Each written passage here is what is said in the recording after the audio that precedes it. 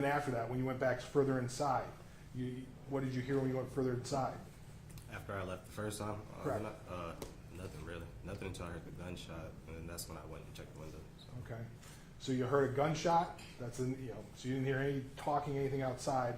Next thing you heard was a gunshot. Yeah. And you went to check the window, and what did you see? I saw the officer standing over Patrick. He was still kind of like standing with his gun, whatever. Patrick was already laid down. So. Did you do anything at that point in time? At that point, Yeah. I mean, I just kind of looked. It was a little shocked, and I just kind of walked away. Really. You never called 911. You didn't do anything beyond that. So. Did you ever hear anything about a taser or anything at any point in time? I mean, I heard something about a taser in the videos and whatnot after they posted on social media that it was possibly a taser, but You didn't hear it at the time. at the time I don't remember. Like I said, I wouldn't remember a taser or not so long ago. So it's been 3 years, so you kind of forgot because you Yeah. remember testifying before. You remember testifying at prior hearing. Said you heard something about a taser when you were standing inside your house. Maybe there was, maybe there wasn't. I don't know. So All right, but you don't remember at this point in time. no. Okay, I have nothing for you, Your Honor. No questions, Your Honor. Any hands raised on the jury? May this witness be excused? You may, Your Honor. Any objection? No, Your Honor. Thank you very much, sir. Thank you. And you may call your next witness. Hold that match, sir.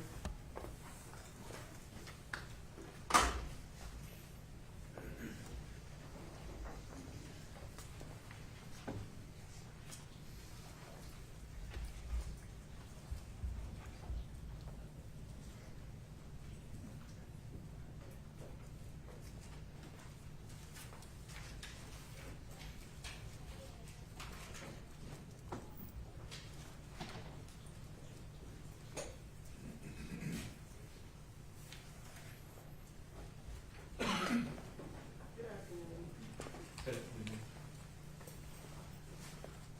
And before you two proceed, if you please raise your right hand, my clerk will swear you in.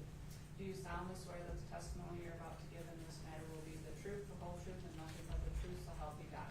Yes, I do. Thank you. You may be seated. Whenever you're ready, Mr. Jeffrey. Sir, could you state your name and spell it for the record, please? Yes, first name is Zachary, Z-A-C-H-A-R-Y. Last is Bachelor, B-A-T-C-H-E-L-O-R. And what do you do for a living? I am employed as a detective sergeant with the Michigan State Police Audio and Video Analysis Unit.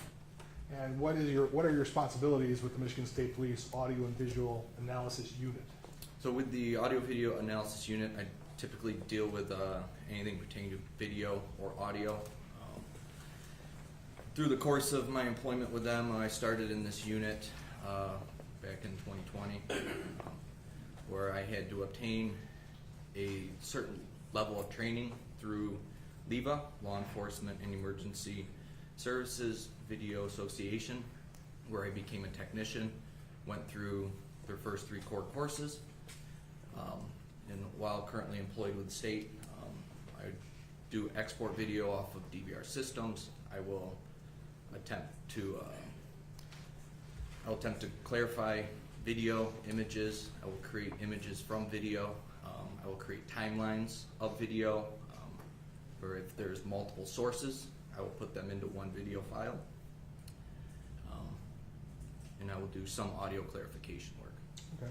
Now, you talked a little bit about your background in terms of, you talked about LEVA. Can you go a little bit more in depth of what is this LEVA training? What is it? And what did you have to go through? Yeah, so through LEVA, the first 2 courses, each are individual courses. They are a full 40 hours, where you do learn basics of like video enhancement, video work, how to export, and different techniques of video work. And after you complete those the first 2 levels, after you take a test and a practical, then you become certified as a technician through that organization. Okay. In terms of you have to pass a test to become certified, if you will? Yes. What sort of test is that? There's a practical exam, and there is a multiple answer question type And when were you officially certified through LEVA? That was the early part of 2021. So in terms of getting certified, after you get certified, what do your duties entail working for the state police? How do you get cases? Could you describe a little bit better for the jury what you do? So, as my employment through the state police and with this, I've done approximately 600 cases, or just over 600 cases to date through the state police as my employment with this unit. And typically, what happens, we will be contacted by a officer in charge of a particular investigation, and then they will ask us for assistance, whether it's like clarification of a particular individual on the video, whether it's a timeline that they're putting together for a courtroom demonstrative, if they need help exporting video, but usually we'll always start with the officer or a person involved in the investigation to contact us. And if they contact you, what do you do then? I will get the video from them, and then I will then start my process. Okay. And so does it depend on what they're looking for in each case? Each case is a little bit different in what they're looking for in the video or audio stuff, correct? Yes, that's correct. Now, as you passed your certification in 2021, do you do anything to keep up to date? I mean, videos and technology changes. Do you do anything to keep up to date, any additional training since 2021? Yes, every 3 years through LEVA, we have to have approximately 80 hours of continuing education credits, just additional trainings that's pertinent to the field of audio and video. And at that point, we have to update our curriculum vitae, and along with the certificates, and that those have to be submitted to LEVA, so that our technician certification can then be brought back into good standing every 3 years. And you maintain that? Yes, I have. And you still maintain a certification with LEVA Yes, I even have. at this day? Correct. Do you do any teaching yourself? Yes, I will do some teaching at our word I'm looking for, our like training lab, I guess you could say, where we have multiple DVR systems in our training lab, where we will teach investigators how to export video off of those systems. And how many times have you done that? I believe with this unit twice, I want to say, if I recall correctly. And you testified before as an expert in video technology and as a certified video technician. Yes, I have. How many times have you done that? I've testified, I want to say 5 or 6 times, and I've been qualified as an expert 1 time. And this time I'd like to qualify as an expert as a certified video technician to do with audio visual. Your Honor? No objection to the qualification, Your Honor? All right, and you shall be considered an expert in that field. So obviously you dealt with some videos in this case. Correct. Could you tell the jury how you got involved? What exactly took place? So my supervisor, Mr. Wade Dakin, contacted me and advised that I was to take on this case, at which time he was provided a cell phone video, which he forwarded to me. Then I was forwarded a link via email to download a body-worn camera video and a dash cam video. So in terms of when you get those, you're downloading other videos that are sent to you, what do you do with them when you get them initially? So what I will do is I will download those and I will hash those, and that applies a 32-digit mathematical type code. It's more or less a unique print to that video, so that I know that like later on, if we have questions, we can go back, hash it again, and those values should match. And if they don't, then we know something is changed somewhere in that video. So I will get those, I'll download those, I will hash those videos, and then depending on my task, for instance in this task it was to take those video files, those 3 sources, and they requested me to synchronize those into one video file so they could all be viewed on one video. So at that point I used a program called AMP5. Okay. So before we get to that, let's go through the individual videos you got. side, if you could, please.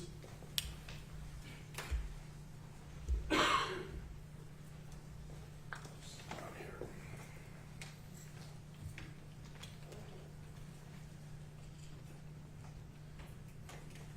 So I'm gonna just right now, so you can see it, you recognize this video. Yes. What do you recognize this video as? That I do recognize that as the passenger's cell phone. So this is a cell phone video, the initial video you got. This is exhibit one. Exhibit one, correct. I'm gonna just switch, since we've seen this a couple times. I'll show you now People's Exhibit 2. You recognize this? Yes. What do you recognize this as? This is the dash camera video that I downloaded. So the dash cam video from the car that was involved in this incident. Correct.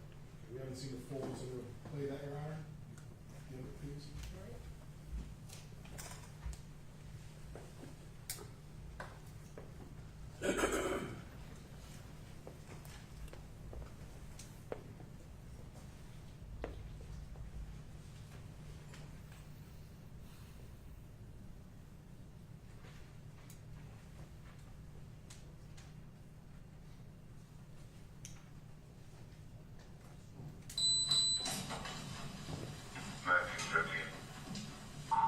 I'm gonna stop right here real quick. You don't hear any sound for the first part of that. Can you explain to the jury why that might be? It's my understanding, there's a lag between when the lights are initiated, and that's when the audio would kick on. So there's just a little bit of a difference in terms of when you can see it, but you can't hear it until the audio kicks on later. I'm not 100% sure on how their system is set up, but I believe even with our camera systems that there's a delay from when it kicks on.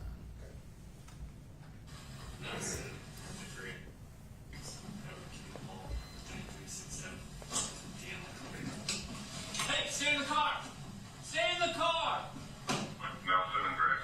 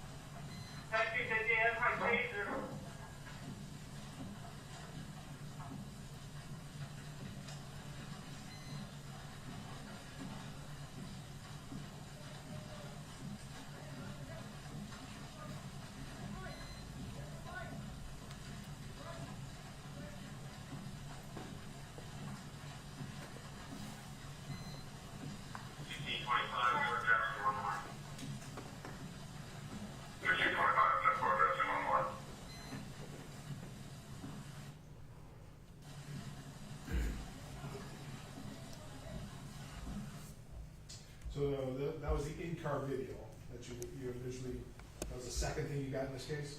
So after watching that, because it was a shortened duration, that wouldn't have been the entire dash cam that I would have received at the very beginning. That would have been a shortened version where I had just brought it down more to the time of interest. I believe that was when the passenger was being ordered back by officers arriving on scene is when I stopped that, just to be more concise So with this is the the edited synchronous. portion after you got a longer video that Correct. goes a little bit beyond what we see here. Correct. Now I'm gonna show. This is exhibit 3 now. You recognize exhibit 3 here? Yes, as the body worn camera. So this is when you say body worn camera, this is a camera that's actually on the officer when it records. Correct. Play this since we haven't seen this yet.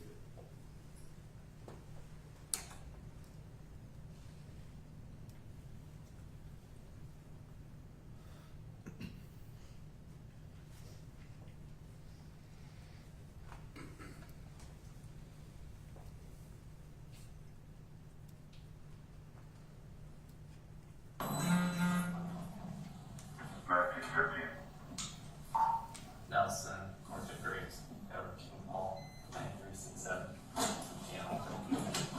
Hey, stay in the car! Stay in the car! Stay in the car! Get in the car! Dude, I'm stopping you. You have a license?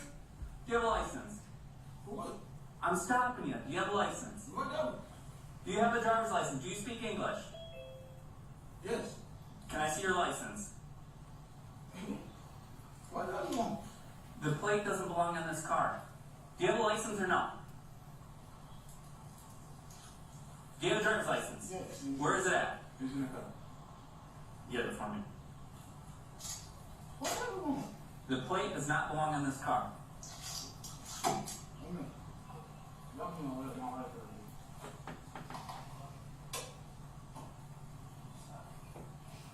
Right there.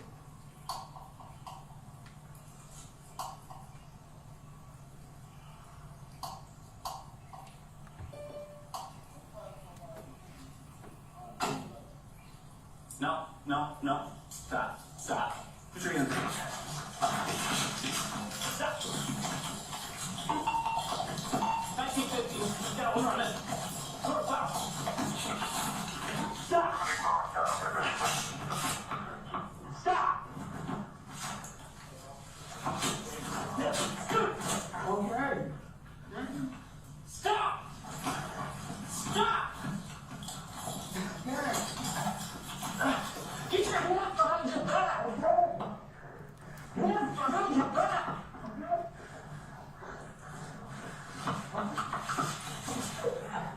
Put your hands behind your back.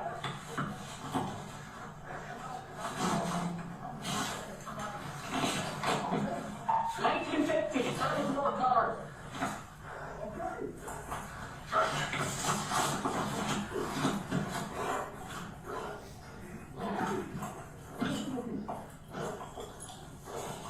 Stop. Stop resisting.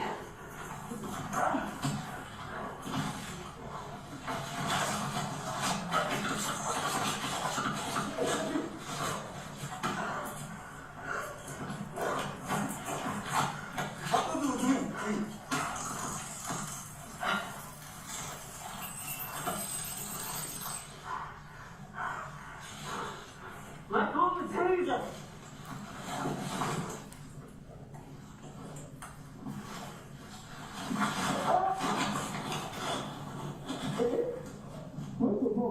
Let go of the taser. Now, in terms of this, you talk about you kind of edited the body cam video. Did you do any editing of this, or just the body cam essentially turn off at this point in time? No, I did not do any shortening of the body cam So, footage. for whatever reason, the body cam turned off at this portion of the incident. That's correct. And you didn't have anything more to show out of the body cam. No. Now, you talked a little bit about putting these things together. What did you do for that? So in this particular request, I used AMP5, and there's a filter called multi-view, and I can create anywhere from, I believe I can go up to 4, 5, 6 across and 4, 5 down. But in this case, because there was only 3 videos, I did a multi-view of a 2x2, and then I used the software to bring those 3 sources into that filter to create. I believe it was body cam up top, dash cam on the bottom, and upper right was the cell phone video. Now, in terms of when you say, what is AMP5? Can you give maybe a little AMP5 description? is a software that we use that allows us to do some enhancements. Maybe take Schurr up through not realize it up there, yeah?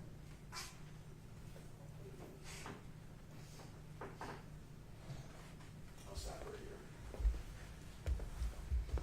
It allows us to do to where I can create views like that. I can export sequential images, which in video, each frame is in essence a like its own like image.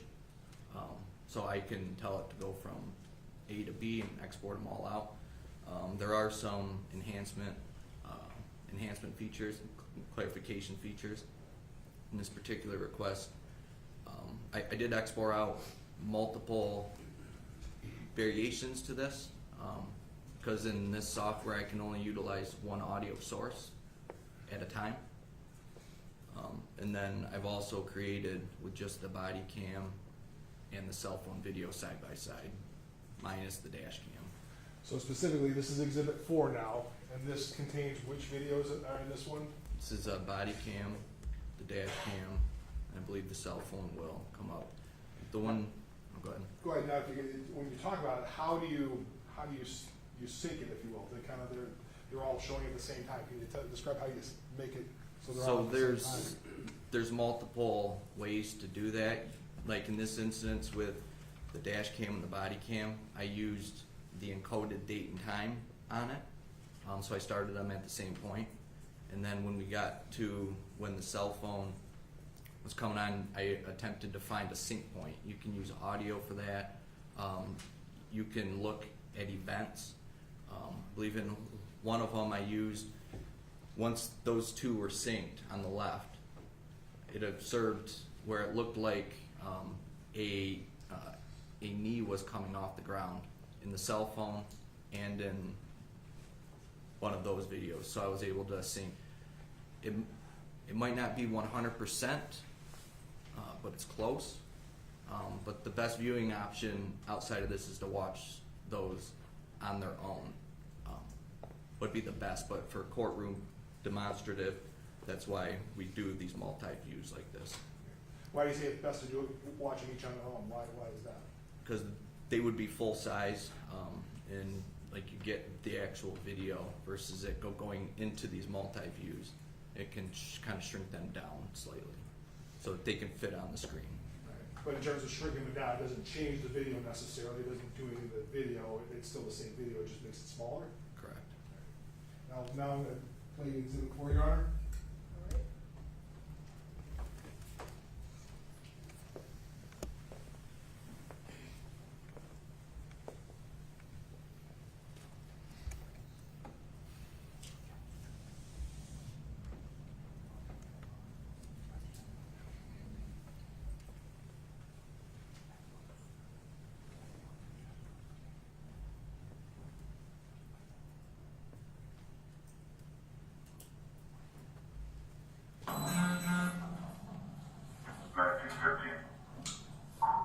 Nelson, North of Graves, Everton Hall, 9367. Hey, stay in the car! Stay in the car! Stay in the car! Get in the car! Dude, I'm stopping you. You have a license? Do you have a license? I'm stopping you. Do you have a license? Do you have a driver's license? Do you speak English? Yes. Can I see your license? What do you want? The plate doesn't belong on this car. Do you have a license or no? Do you have a driver's license? Yes. Where is it at? It's in the car. Get it for me. What? The plate does not belong in this car. Hold on. Y'all can all let my wife go.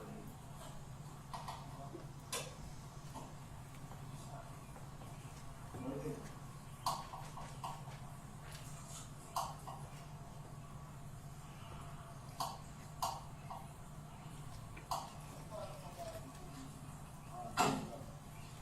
No, no, no. Stop, stop.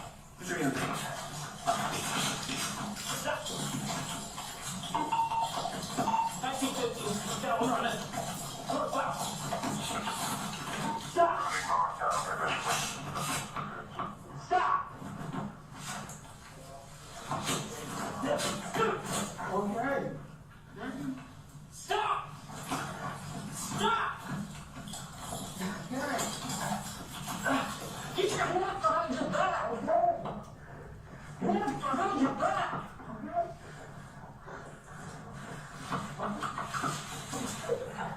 Put your hands behind your back.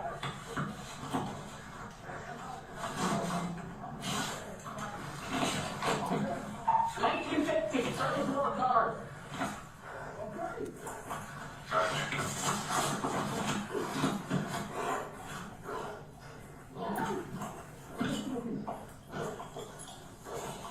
Stop. Stop resisting.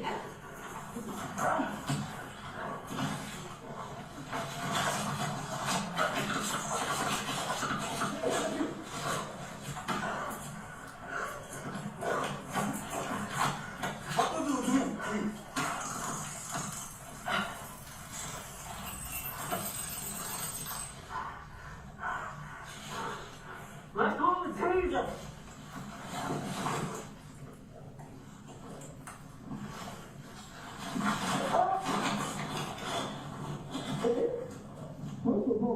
Let go of the taser.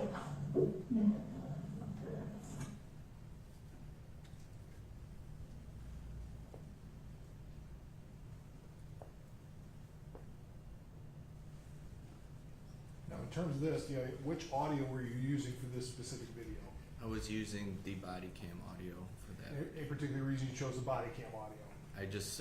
When I was asked for this request, I did something similar. I did just the body cam, and then on a different video, I did just the cell phone, and then on a different one, I synced them both together using a second program, Adobe Premiere Pro, where I was able to export the cell phone audio as its own audio file, loaded this video I loaded this video into Adobe Premiere Pro, where I was able, as soon as the cell phone video activated, I then aligned the audio for that particular cell phone, and then exported that out as a viewable MP4.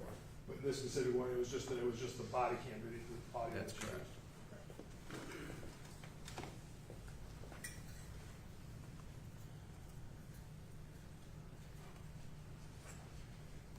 Now, we can go now, you talk about, this is gonna be exhibit 5, Your Honor, I believe. Exhibit 5. So kind of before we get into it, when you talk about sequential, could you explain to the jury what the sequential images is? What is that? What does that do? So, when you do sequential images, it in essence churns the video into just a long string of individual images, basically in essence creating a flip book, if you will. I initially was asked to slow down the video, which I would not do, because when you slow down video, it changes the perception of what actually took place. So I provided this, per their request, I provided them in the sequential images. So you talk about sequential images, and we'll start going through it right now. This is the initial body cam, just from the body cam. This isn't a multi-view, this is just from the body cam. Correct. And down there on the bottom, that would be the frame number pertaining to the frame number in the video. So this is just like you say, it's like the flip book you used to do with your kids. Correct. How are you able to get each frame? You know, you got 3202, 3204. Can you describe for the jury how you're able to do that in a digital type of? So I'm able to do that using software AMP5. There's a filter called Sequence Writer. Open and apply that filter. I can then put in a particular frame number for it to start and end, and then I can export those out as a BMP image, a bitmap image, into a folder. So in terms of when you say a bitmap image, this is just that image is each one of these. Correct. This would be, if you were to watch the video, in that video, all these images are in that video. How did you come up with this section, if you will? Why this section? It was provided to me by the investigator as his request. So when you talk to the investigator, you're talking about Detective Tuber. Yes.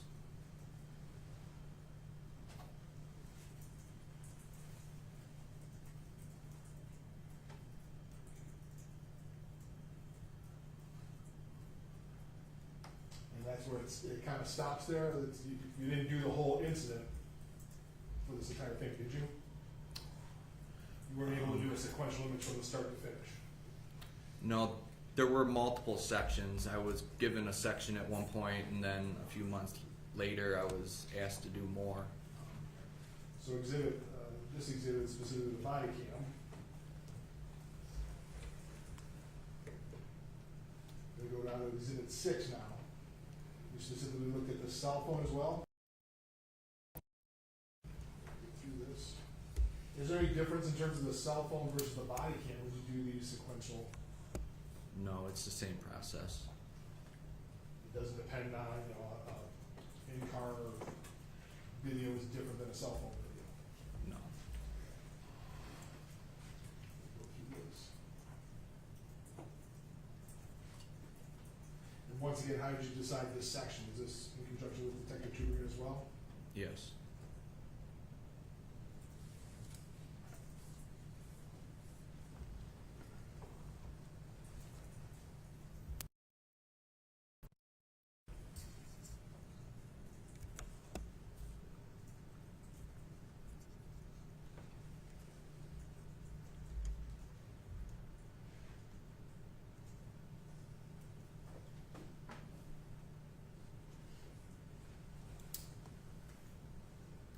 One thing, there's no sound here. Are you able to do this with sound? No, not exporting images.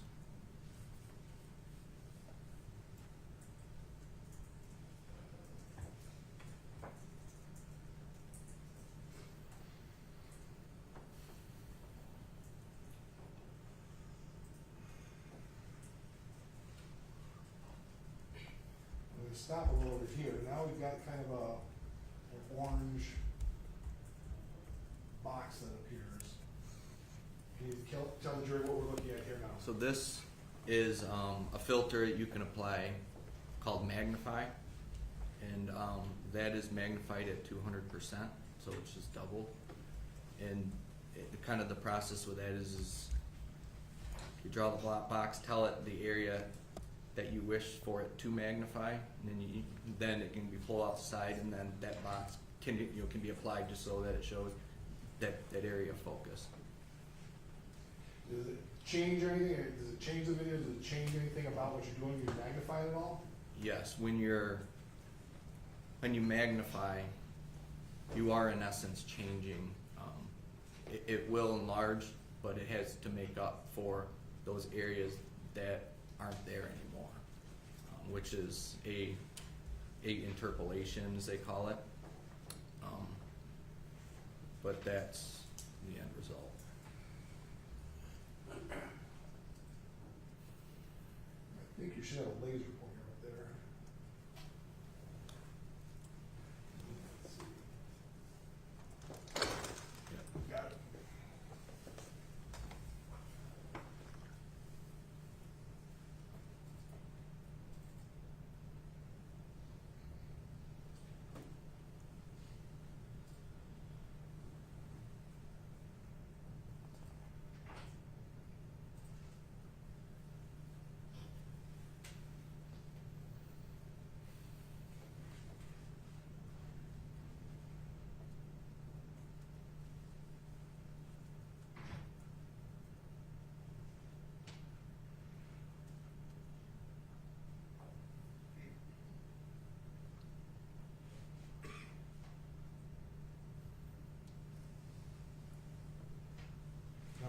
arrow? Why are we seeing this arrow suddenly? There's some changing in some pixels there, and that was just after the shot was heard, Okay, in terms of the change of the pictures, would that be the casing, if you will? possibly. So essentially, that's the moment the shot was fired would be right about here. Or around that time, yes.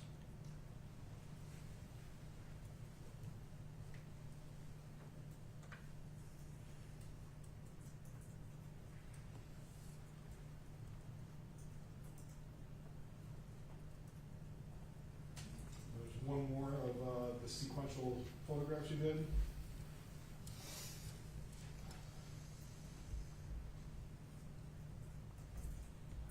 This would be exhibit 7 now. This is exhibit 7. So what sequential range are we doing here? So that this was just a request of,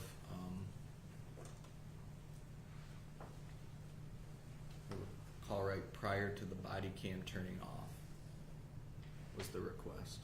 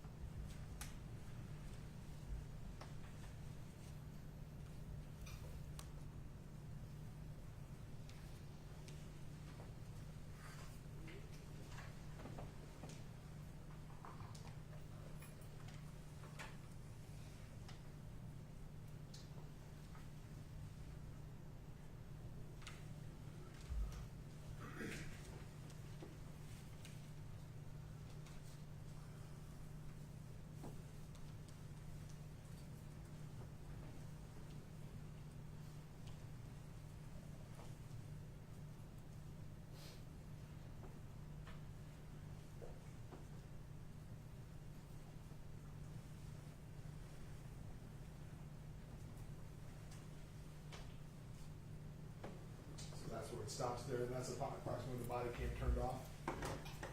If I recall correctly. Or I had that may have been the one over the struggle for the taser, because it was still on at that point. But that would be the body cam video and the cell phone video. Correct.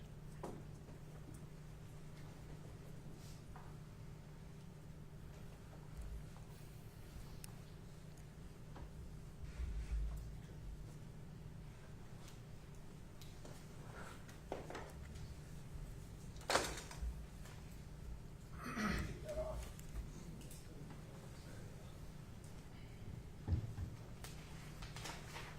One more, Your Honor.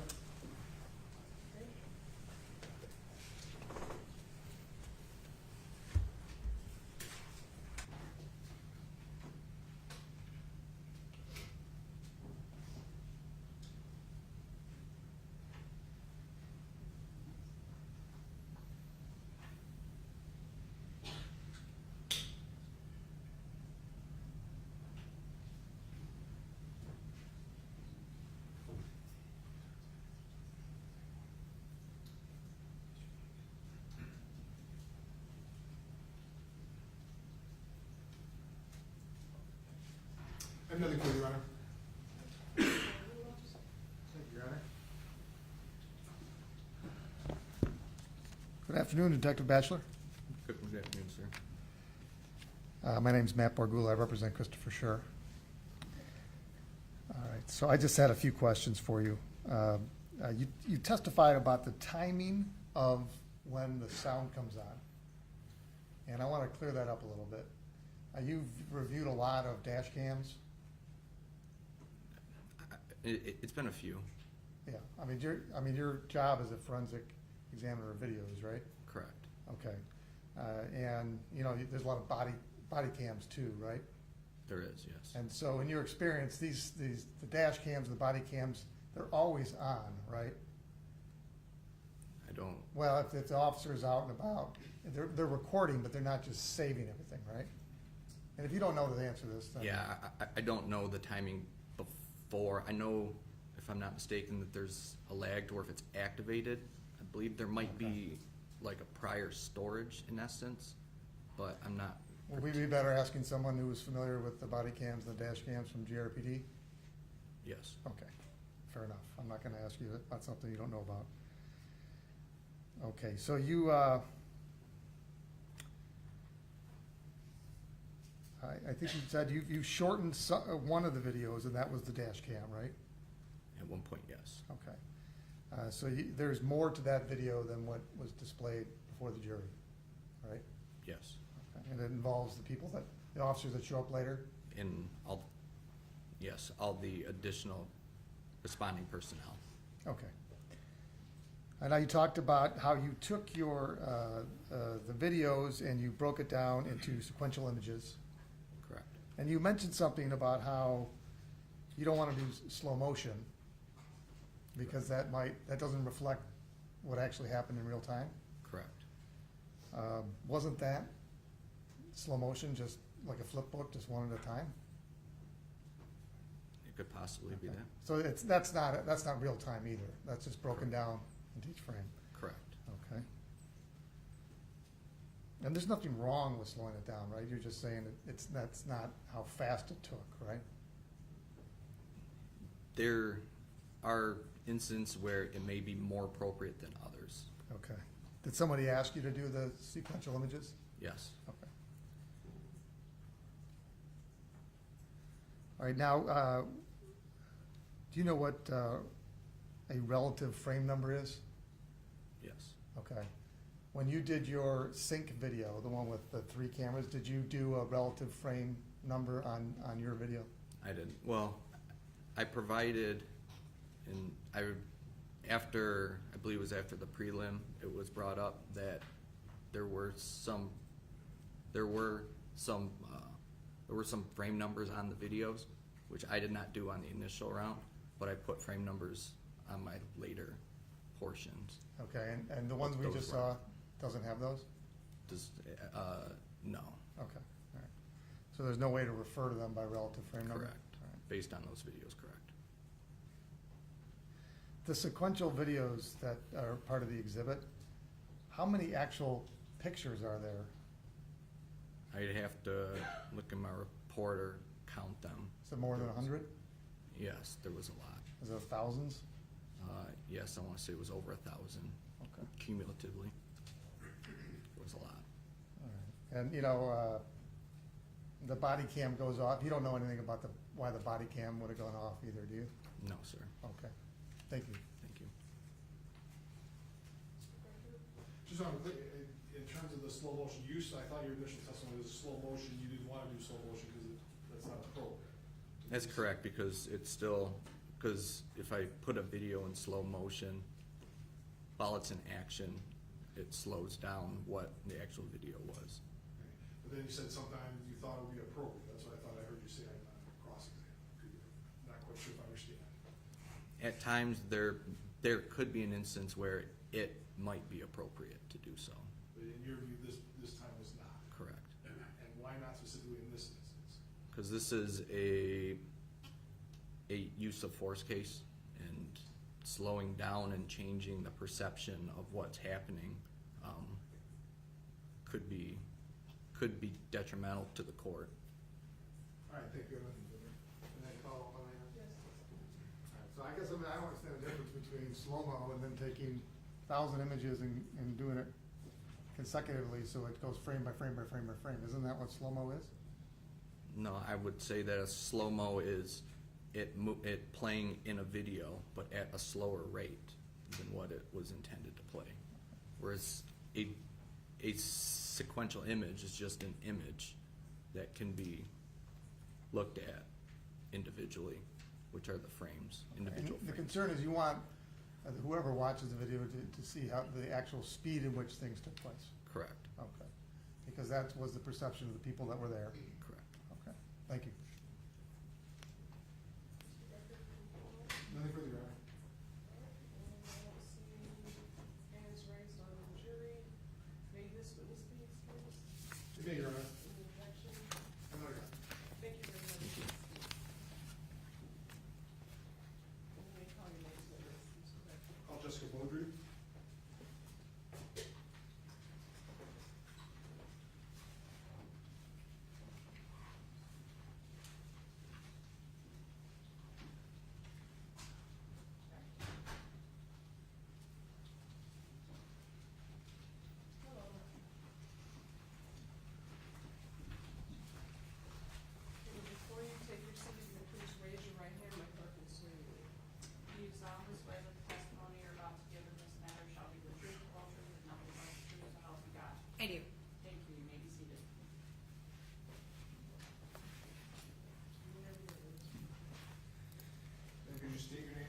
record, please? Jessica Beaudry, Beaudry. And could you tell the jury what you do for a living?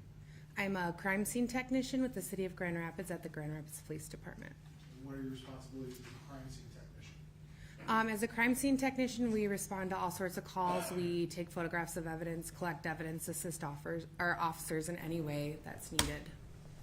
I'd like to take you back to April 4th of 2022. Did you get called in to take photographs of an incident that occurred with the Grand Rapids police officer? Yes, I did. Could you tell the jury exactly where did you go and what did you do?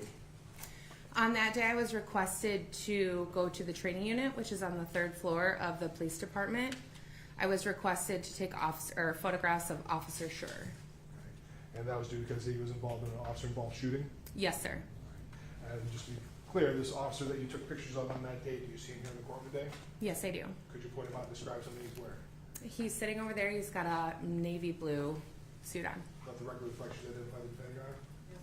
Record shall reflect that. Now, what is the purpose of you taking pictures? Anytime one of our officers is involved in some sort of incident, we like to take photographs to show their overall appearance, what their clothing may look like, any of their items that may be moved or misplaced. And that was your purpose to do it on the morning of April 4th? The 22nd? The 22nd? Of April 22. Oh, April yes. 2022. Yeah. Yes. So, but you took pictures in the training room right after this incident happened? Yes, sir. And part of it is to kind of accurately give a depiction of what the officer looked like after this incident? That is correct. Okay. Now, put up now exhibit, what is marked as exhibit 13.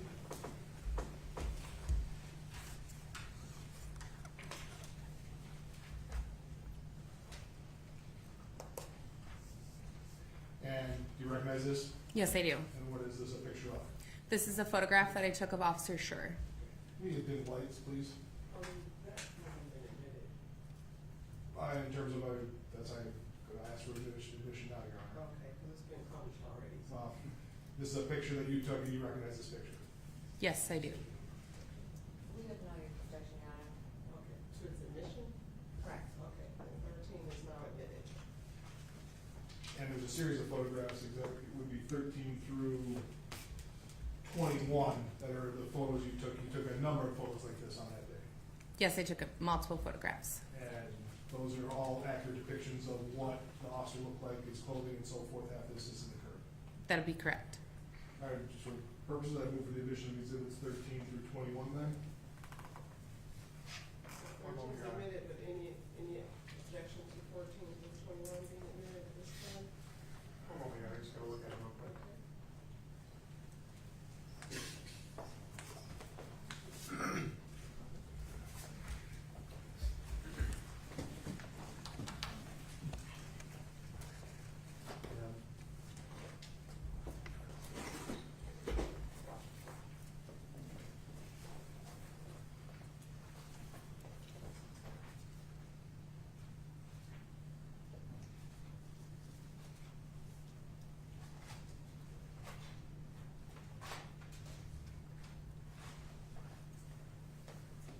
We have no objection, Your Honor.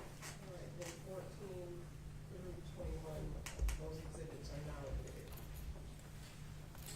Now, in terms of that, did you start with, is this one you start with essentially? Is that how you go through your process, if you will? Yeah, we just usually start with a profile shot and photograph from there. So now we'll go to exhibit 14. And you recognize this? Yes, I do. And this is, can you describe exhibit 14? This is a photograph of the entire front of the uniform. Exhibit 15, what are we looking at here for the record? A side profile Which side are we looking at? is left. To be clear for the record, yeah. Sorry. We can all see it, but. Now exhibit 16, The right profile exhibit 17, in the back. exhibit 18, Those would be the tops of his hands. exhibit 19. That would be his right wrist. Now, especially, why we have this, looks like kind of rule around here, what is the purpose of that? So when an officer is involved in an incident, we usually ask if they feel like they have any injuries because we want to document those. He did indicate to me that his right wrist felt sore, and when I examined it, it looked a little swollen, so I used the scale to highlight that and photograph it. Where, there's a laser pointer up there. Okay, where is this? Can you show where the swollenness is? To me, it appeared red in this general area and slightly swollen. The exhibit 20, what are we looking at here? That would be the inside of his hands, the palms, And then find the exhibit 21, what are we looking at here? the left side of his face. Why do we take a closer to the left side of his face? If you can see, and I'll use the laser pointer, there appeared to be some dirt and debris, kind of here and here and here. Okay, so there's just dirt and debris on there, so you want to get a close-up view of that. Yes, sir.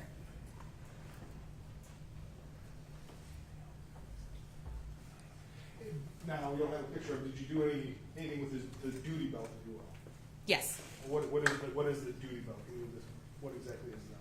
So the officer's duty belt is what they wear around their waistband. It contains all of their equipment, like their handcuffs, their firearm, their taser, stuff like that. Anytime an officer discharges his firearm, we do what's referred to as a round count, and we also photograph all of those items. So in the presence of multiple officers, we would have performed that round count, photographed it, and photographed the duty belt and all the items that were either there or not there as well. So everything was in order, if you will, in his duty belt? No. What was wrong with it? The taser was missing. Obviously, the firearm was also missing at that time. But as far as its condition, it was good. All right. Thank you. I'm looking for the honor.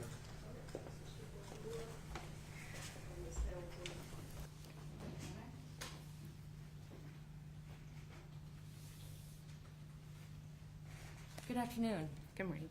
Or morning, afternoon. Sorry. So you took photos of Chris on the day of the incident? Yes, I did. Okay. And had you talked to Chris, or did you know Chris before the date of the incident? Yes, I did.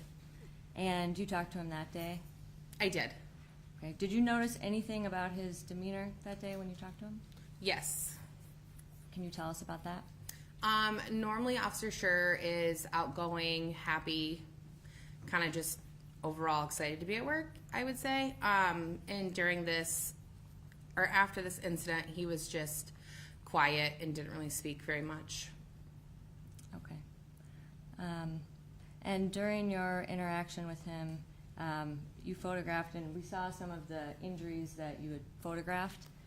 Was there anything in the photos that you haven't had a chance to explain about his injuries that you were aware of that day? The overall photographs for me were more to show the mud and debris on the uniforms, and then on his hands as well, there appeared to be minor scratches. And you mentioned that you conducted round counts. Yes. And you were present for that? Yes. And why do you conduct round counts?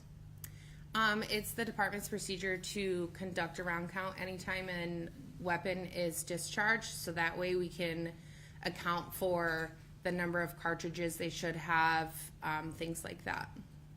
And with the firearms, is it true that during high-stress situations, officers typically do not remember how many rounds are fired? I believe that is true, yes. And is that partially in part of kind of the rapidly evolving dynamic situations? She's going way beyond what a crime scene tactic can testify to. She talked about the round counts, and this is part of...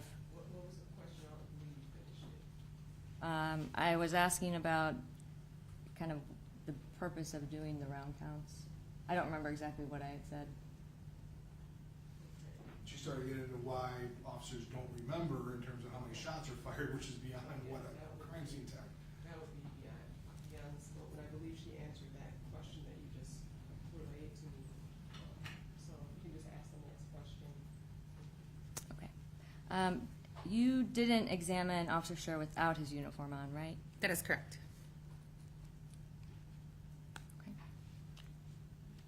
All right, nothing further, Your Honor. Thank you. Thank you. I just want to make sure I'm clear in terms of, you can go back up there. You talk about, I thought the question was, there's things you missed or you weren't able to talk about. You took a picture of his hands, right? There are injuries on his hands. Yes. And I'm gonna show, this is exhibit 18 again.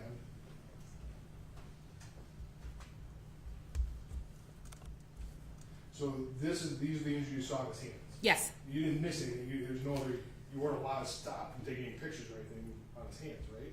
No, they are shown in the photographs. We just did not discuss. Okay, that you didn't discuss it, but these are accurate to the injuries you saw. Correct. And even on, just to make sure, this is the one injury in exhibit 19 that you kind of saw yourself. That he had pointed out to me. Gotcha. And the palms, there's nothing on there. Correct. Just want to make sure that it wasn't like there was something you were missing or you didn't take any pictures of. Okay. I'm nothing further. Ms. Hamilton, anything else? Nothing further, Your Honor. I don't see any hands raised on the jury. May this witness be excused? Thank you, Your Honor. Any objection? No objection. Thank you very Thank much. you. And Mr. Becker, you'll call your next witness. Can we take a little break, Your Honor? I think there's one thing, and kind of went ahead of schedule too. I think I got one witness I can't, but I just want to go on to the report once we get going here. You may want to bring up something with you, Your Honor, too. Okay. All right, so we'll take a break and that show how long, maybe 15 minutes or so. But we are afternoon break, so if we can take it now, it's a little early, but meanwhile, please remember to leave your notes upside down in your chairs and that you're not to discuss the case with each other or with anyone else, and no checking out social media or any media reports. And we'll see you back in a few minutes. All right, please.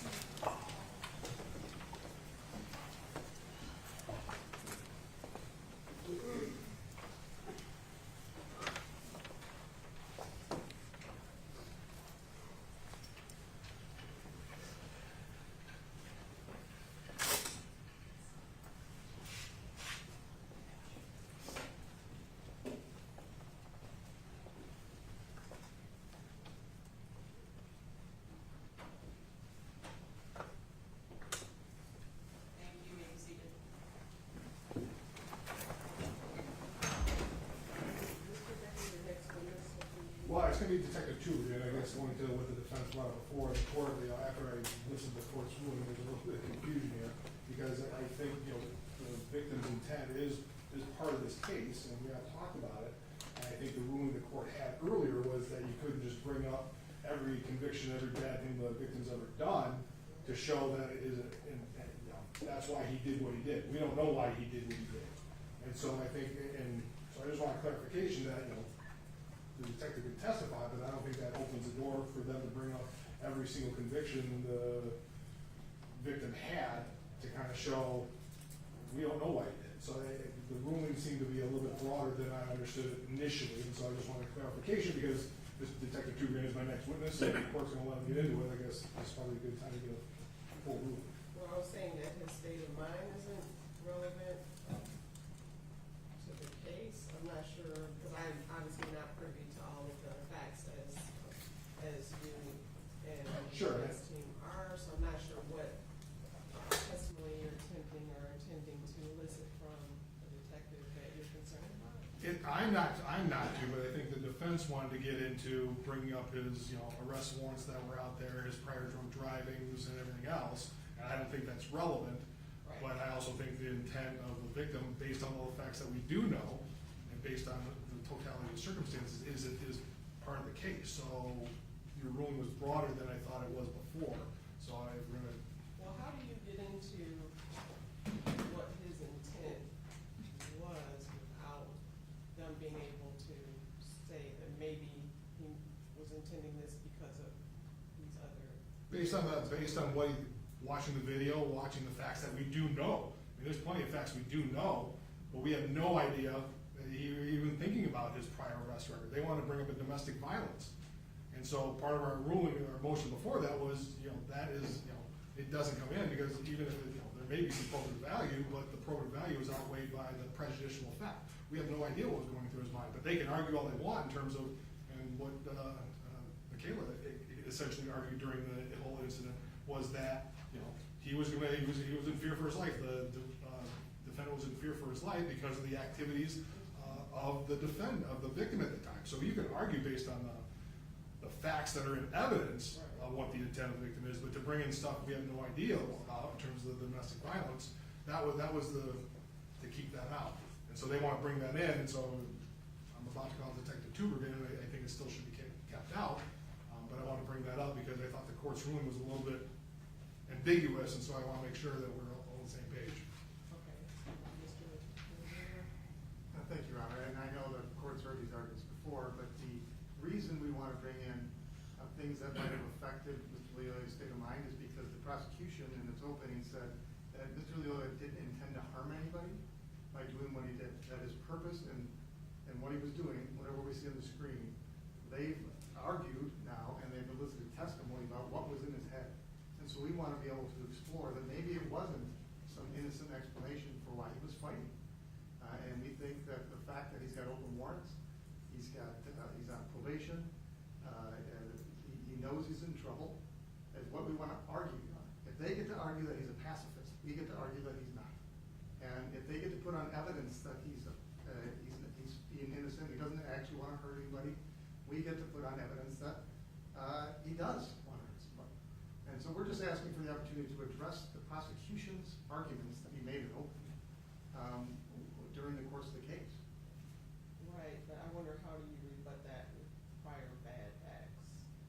For The- example, domestic violence, because obviously domestic violence is not pertinent in this situation, right? Certainly his propensity for violence would be pertinent. They're saying he's not going to harm anybody, and that he took the taser from the officer for some reason other than to use it on him. And so I think his prior conduct goes to his intent, which is what they're arguing. They're trying to say he didn't intend to do anything. We want to argue the opposite, Your Honor, and we want to put on evidence to support that argument. All right, Mr. Becker? But the whole basis, they don't have no idea why he did what he did. That's the thing. The intent is based on what happened in the scene. They can watch that. This is just trying to drag him through the mud in terms of throwing all these prior convictions. And it's not, my argument is based on the facts that we know at the time. You can't just drag in every bad thing this person's ever done and say, well, he could have. There's something in between everything he's ever done and whatever they're trying to, whatever testimony they're attempting to elicit. And we talked about that. We talked about he was drunk driving, he was, didn't have a driver's license. There's plenty of reason you can argue about what that is, but we have no idea if he was even thinking. He didn't even know. We talked earlier in the ruling is that he had no idea that there may have been a domestic violence warrant out for him. So that's the difference in terms of what was inside his mind. They can argue all they want about why he wanted to do things based on the facts that are in evidence, not dredging up bad acts that were not properly filed in the 404B. And again, I'm not as familiar, so there was apparently a domestic violence warrant. We're not trying to get into prior convictions. There's a lot of them from years ago. What matters, what's active that morning, what's in his mind. 3 days prior, aggravated domestic violence out of Wyoming Police Department. Victim transported by ambulance. Active warrant. Well, I guess 2022, Kent County Prosecutor's Office issued a summons failure to stop at scene of property damage accident. That was active. What date? These were all active. Right, so usually when the prosecutors issue a warrant, they don't call up a suspect or a defendant and say, hey, we're getting ready to do a warrant on you.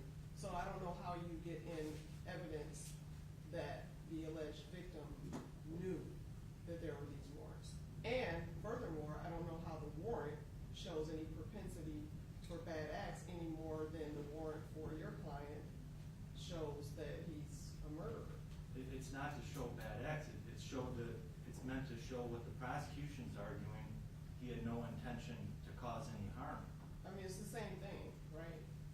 Well, because if you're using a warrant for someone's arrest to show that they intended to cause harm, again, it's a warrant. So there's no conviction, there's no proof beyond a reasonable doubt. There's not even any evidence that I'm aware of that he knew that he had this warrant or these warrants. I'm sorry. Could Could I just read just these other active scenarios here? Well, I don't know how they would be Well, relevant. Again, if you can say instead of like running through Sure. everything he's accused of. It's not accusation, it's Allegan County Circuit Court bond, OWI third offense, bond condition, no alcohol, no driving. Henry County, Illinois, for aggravated DUI conviction, probation, not possess or consume alcohol. Those aren't violent. Right. So again, intent to use, because Mr. Borgula just mentioned that he wants to be able to put on something to show that his intent may have been to take the taser and use it potentially against your client, but none of those that you just listed, even though I stopped you, have to do with an intent to harm someone. Well, yeah. And the fact that he had been drinking and driving was elicited, I believe, from a couple of witnesses. Right, and I think it's twofold. One, Mr. Lyoida had several active warrants, probation, bond conditions that would indicate what he was doing that morning was unlawful and would show why maybe his intentions were different than what Mr. Becker has proposed. Secondly, there are several violent domestic violence conviction histories which could go to violence as well if the prosecutor brings up that his intentions wouldn't be to harm them. So, or as the first witness testified, he was a really good person. So that's why we're arguing the door's been open and we should be able to Right, get in. whether he's good or not is not relevant to this case. But it was open, the door was open. So if a witness gets up and testifies, he's really a good person, normally that can be door opening if the person has If things it was out the there. defendant, I would agree, but if it's an alleged victim, I don't know what law provides that. The character of an alleged victim is somehow relevant in a case where that victim is deceased. I think opening the door to background for peacefulness, overall general good character, I think that opens the door to show contrary evidence on follow. You know, the only thing I'd add is though that they have specific 404A2, character of alleged victim of a homicide. When self-defense is an issue, evidence of a trait or character for aggression of the alleged victim of crime offered by the accused to rebut the same, if it's known to the defendant. The defendant didn't know him. That's the key thing. It's got to be known. So they can get into character evidence if it's known to the defendant. The defendant had no idea. This is the first time they met. So they can get into it, but this is not the case. And the fact that he's got all these warrants, just because he's got warrants out doesn't mean he knows what's going on. So, you know, what his intent is, they can argue the intent based on the facts that we see here. Where he had the taser. They can argue that he wanted to use the taser. I can argue that he didn't want to use the taser, but that's based on the facts and the evidence that are admitted and the jury sees, not dragging up every bad act that the defendant ever done and trying to drag him through the mud, and that's essentially what they're doing here.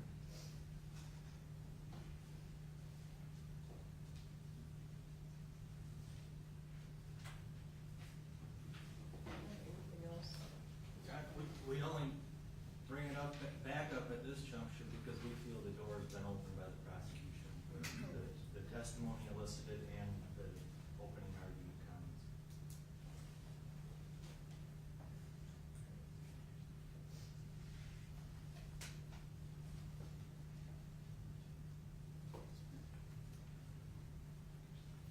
And I'm not sure how far Mr. Becker, you're attempting to go in this regard at all, or are you trying to go anywhere, you just don't want? I'm not going anywhere. I'm not planning on getting anywhere. It's just that the defense brought this up. They want to do with Detective Tugri, and so I thought, you know, he's my next witness, so we're going to clear this up beforehand because then there was a question in my mind. And I don't see where it would be relevant at this point. I don't believe that the door has been opened under 404, because I do believe that it would need to be known to the defendant at the time, and apparently, I mean, there's no evidence that he was aware of it. I mean, suppose that could come up later, but so far it hasn't. So I believe it would be inappropriate to get into the defendant's criminal record with the next witness. Thank you, Your Honor.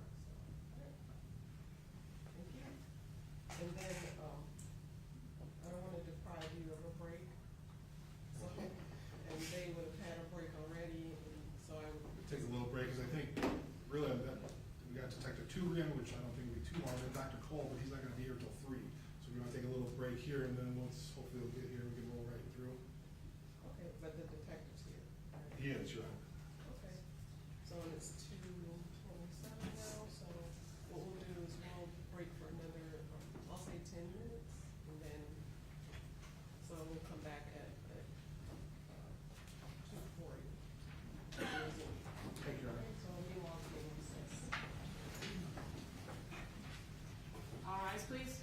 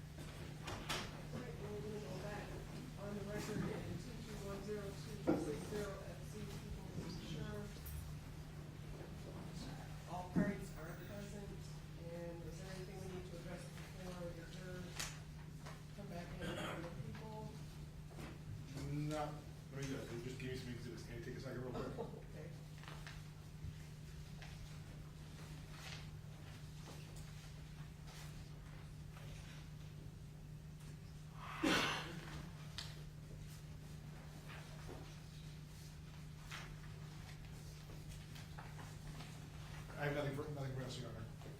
And anything from defense before the jurors return?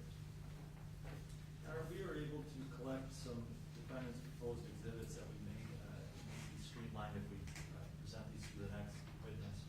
Is there any particular order? We have them a little bit out of order here. Do we need to start with defendant A, or can we just go with whatever letters are already labeled then? Whatever letters you already have, fine, 'cause they should already be marked before now, and they've already admitted, Okay. exhibits A through C, and then Q.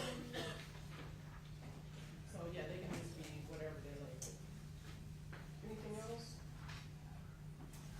Nothing here. No, thank you. All right, we'll have the jurors come back in.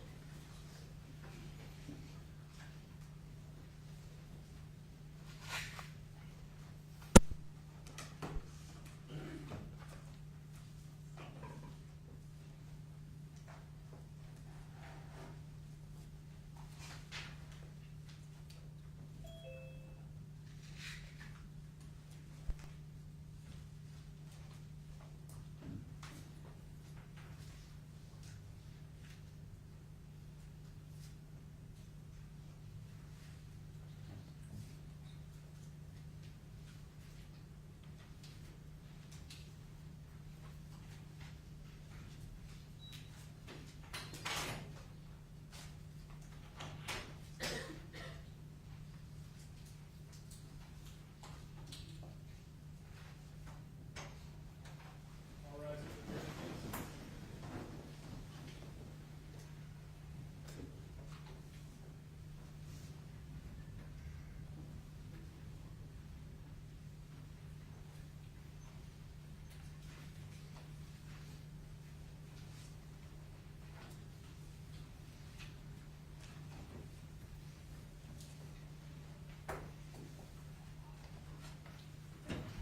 Welcome back, you may be seated. And Mr. Becker, you may call your next Oh, witness. Detective, you good?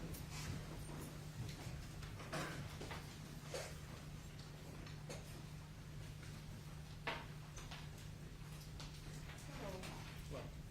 And before you take your seat, if you please raise your right hand, my purpose, swear you in. Do you solemnly swear that the testimony you're about to give in this matter will be the truth, the whole truth, and nothing but the truth, so help you God? I do. Thank you. You may be seated.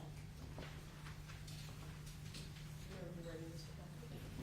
Sir, could you state your name and spell for the record, please? Yes, my name is Detective Sergeant Aaron Tubergen. That's Aaron and Tubergen. And what agency are you detective sergeant with? The Michigan State Police. I'd like to take you back to April 4th of 2022. How did you get involved in this case? Maybe that's a kind of a broad question that you can go with. How did you get involved? Yes, I was at home. I wasn't scheduled to work that day. I received a call from my supervisor, my detective lieutenant, who informed me briefly that there had been some sort of officer-involved shooting in the city of Grand Rapids, and he asked that I respond to the scene. And did you respond to the scene? Yes, I did. Do you have any idea of what time you would have gotten there? It would have been closer to 10 a.m., I believe. As a detective, at that point in time, do you know you're going to be the lead detective, if you will, or was there other detectives there? There were other detectives there, but I was formally assigned as the officer in charge. During a phone call, at some point during my drive over there, I knew I was going to be the lead investigator. What are your sort of responsibilities as you get to the scene? What do you do? Initially, we try to get the preliminary information, the gist of what happened, the size of our scene. We're looking to preserve physical evidence, digital evidence, witness information, and any other statements that might be pertinent to the case. And obviously, you can't do it all your own on yourself. You had other people assisting you with giving witness statements and so on and so forth. Yes. Now, part of it, in terms of getting to the scene, you've had an opportunity to take a look at the people's exhibits 8, 9, and 10, correct? I believe so. I'm not sure the numbering system at this point. But in terms of these exhibits, you recognize those are photos that, did you take them or did somebody else take them? Again, I have to see exactly which of those exhibits. I believe I took those photos. All right, we'll bring you up here. This is probably digital.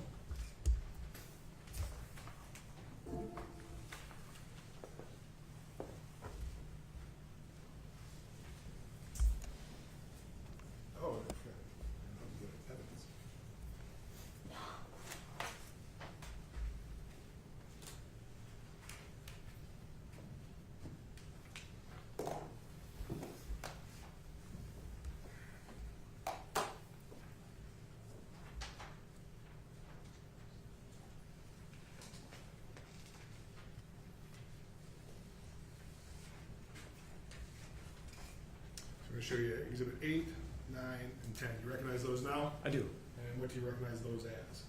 It's a picture of the Nissan that's involved and also of the in-car computer from Officer Schurr's patrol car. And in terms of that, these photos were taken on scene? Yes. And were these photos actually taken by you? One of them was, another was by a trooper that I was working with. But all of those accurately depict the vehicle and what you saw when you were on scene as well? Yes. I would move for the admission of Exhibits 8, 9, and 10, Your Honor. Any objection? Okay. All right, then 8, 9, and 10 are now admitted. And just so we can put it on the screen, please, you can switch it over to us, please.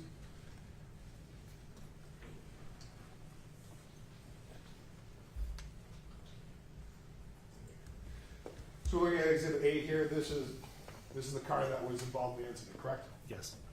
And you didn't move it, and nothing was done with this at this point in time, you just took a picture of it there. Correct.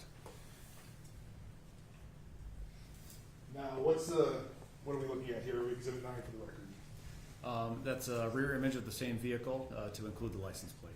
Now, the license plate is kind of an important part of this case, if you will. Yes, it is. Why is that? Because the Secretary of State registration information associated with that plate does not match the Nissan car. Okay. And I'm going to go to Exhibit 10. Can you tell me what we're looking at here? Yes. So upon arrival on scene, at one point I entered Officer Schurr's patrol vehicle. It was still in the same location that had been left. I noticed that his in-car computer, which most patrol cars have, was on and open at the time. And this is the screen that I observed. I'm familiar with a similar system that the state police used when I worked on the road and in a patrol car. And this is an access terminal for, among other databases, Secretary of State information. So when I saw this, I immediately recognized that the license plate on the Nissan had been run in the system, and then the record that came back, it even says year 2015 Ford Fiesta right on there. Laser pointer, that may help. Laser pointer, yeah, I'm pointing with my finger. So 2015 Ford Fiesta with a VIN that also did not match. And I'm not wearing my glasses, but the query that prompted all these responses is the license plate that I saw in the Nissan that was parked in front of the patrol car. So this indicates to you that the license plate was run, showed up bad, and that led to the stop that we're talking about. I believe so. You can switch off our computer for right now. Now, in terms of other things that you did, and all these videos, were you responsible for obtaining the videos? Can you give the jury a little bit of background how you got the videos that we've seen up to this point in time? One of our primary goals, one of my primary goals, was to preserve all the digital evidence involved on the scene. I would receive assistance from my partners in canvassing the area, looking for doorbell cameras, security cameras. We were aware that a body-worn camera and a dash camera were also involved. Early on, learned that the cell phone video may also exist. So I made efforts, either myself or through my partners, assigned them to preserve, locate, and obtain those videos. So one of the things you talked about was a doorbell video. We haven't seen one yet. Were you able to find a doorbell or security camera video from a house in the area? Yep, I was informed by one of my counterparts at GRPD, a detective, that they had obtained some short video files from a doorbell and security camera system from a residence across the street from where this happened. And so did you go about to obtain that to make sure you had anything that actually showed what happened? Yes, I requested those be sent to me, and I received those while I was still on scene. And you've had an opportunity to review that, and that would be People's Exhibit 11 then? Yes. Now, if we go back to that first. Before we get into it, it's kind of divided up into 3 separate films, if you will. Are there 3 different videos? Can you explain why it's like this? I believe initially I received 17 separate clips. That extended long before the incident and also after the incident.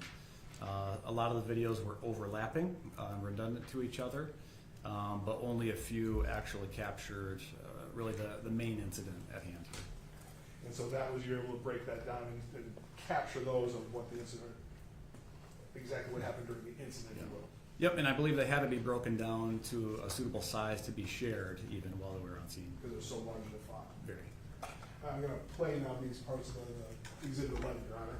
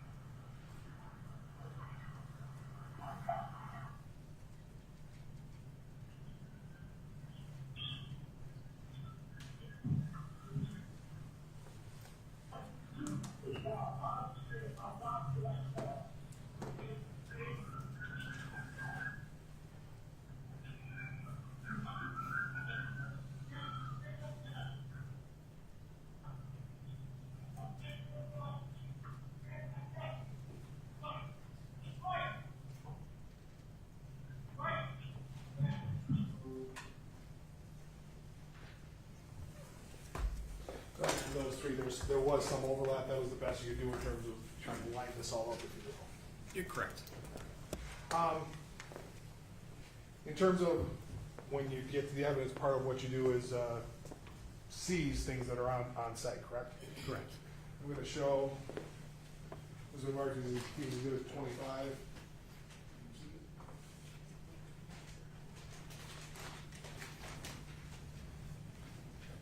Show you what has been marked as exhibit 25. You recognize that? I do. And what is this? That is a Taser Model 7. Okay.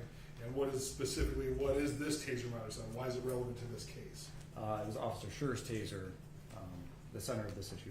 Okay, so this was the actual Taser that was used in the incident that we've been seeing today. Yes, it is. What did you do with that? Why that was seized, obviously. What was done with it? I observed it on scene when I arrived. It had not been moved by MSP prior to my arrival. It was clear during our preliminary investigation that possession of the Taser was the main issue. And not knowing what other evidence was going to come to light, we wanted to preserve that for fingerprints and touch DNA evidence. So our crime scene response team, which is also with Michigan State Police, responded, and they're the ones that actually physically seized that item, and it first went to our crime lab in Grand Rapids. And that was to get the fingerprints and so forth? It was.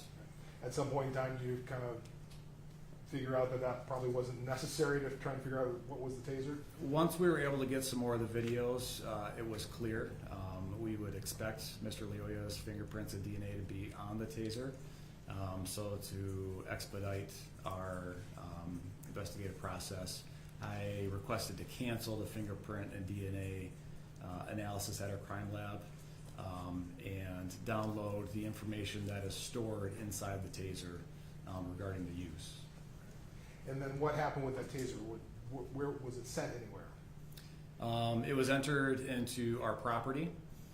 We have an evidence room that's secured at our work site. I requested one of my partners bring it back to the Grand Rapids Police Department where the information on the unit could be downloaded into a report. My partner facilitated that. We then took the device and we shipped it directly to the manufacturer to Axon for further analysis. And so they could take a look at it and see if it was essentially operating correctly and take a further, more in-depth look to that, and as well as the body cam? As well as the body cam, and to analyze the data. I'm not a Taser expert. I'm not able to interpret the information that comes off the machine, but they can. And Axon is also the manufacturer of the body camera as well, is that correct? In this case, yes. So after getting kind of stuff on scene, this is over a period, it just doesn't happen all in one day, correct? No. How long are you working on this case, gathering evidence, if you will? It's hard to say. I've had some items of follow-up as long as years later, but the bulk of the investigation took place that month of April. Now, part of that was also getting training records for the defendant, is that true? Yes. I believe these have all been entered into evidence, and I'm going to show you, just to make sure. By stipulation, these are one of the stipulated items, Your Honor, I believe. What is it? I'm going to say Exhibit 24, Exhibit 30, Exhibit 31, Exhibit 32, Exhibit 33, and Exhibit 34. I believe those have all been stipulated to Your Honor in terms of... Those have already been admitted. Just for the jury's benefit, can you give the idea of what we're looking at here? What are these documents, if you will? These are training records from the Grand Rapids Police Department. Training records for who specifically? Officer Schurr. And how did you get these? I got these via search warrant. I was able to obtain a search warrant and go directly to the Grand Rapids Police Department training unit and facilitate that search warrant and obtain these records that way. Now, let's use Exhibit 24, for example. Do you have that in front of you? I do. Can you give it a little bit more of an idea in terms of the jury? It says 20-1. What does that mean? What are these records pertaining to specifically? The 20, I believe, refers to the year. Again, I'm not a Grand Rapids police officer. I've not received training from their department. So some of these are generally apparent, and there's dates within these documents that this one is from 2020. So 2020, and so what years are we covering here then, if you're talking about the training documents? 2020, 2021, 2022. There is a 2019 in here as well. Okay. So it goes back a few years in terms of the records that they have in Grand Rapids Police about what trainings he underwent. Yes. Now, you didn't get into them at all in terms of you kind of pass those along. You didn't do any analysis of them. That was not your role at this point in time. No, it wasn't. You just see them and pass them along for other people to look at. Correct. Now, one of the other things, did you also get a video as well? I did. What was that video for? It was a graduation video from the police academy for Officer Schurr. And you had an opportunity to look at that? I did. And did that show the officer getting tased as part of the academy training? It did. And so that was kind of important, so you asked that to be passed along as well. Correct. And now that is exhibit, I believe, entered into exhibit 12, Your Honor, is one of the stipulations. Yes, 12 is already there. I would only note on that, I think there was a suggestion by the defense that there should be some redactions on that. Could we just approach for a moment?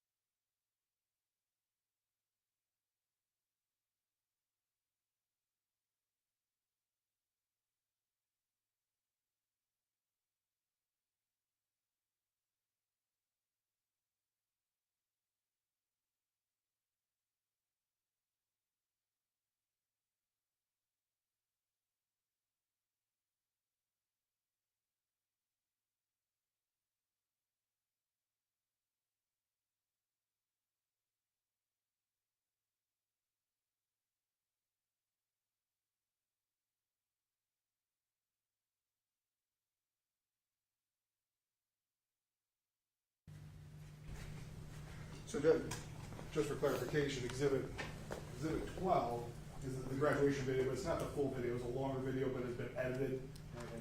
I haven't seen the whole edited version of it. I've seen the complete video that I obtained. But this clearly is not. You've seen part of this, and there's edited that are part of this, but we're not with the full video. Correct. Moving to play exhibit 12, Your Honor. Just for clarification, when you say it's not the entire video, you mean the entire video of the graduation with all participants? Correct. It's just narrowed down? It's just narrowed down to focus on where we can find where the defendant was involved. Okay. And you want to play that? Correct. Published exhibit 12. Okay. You may proceed with that.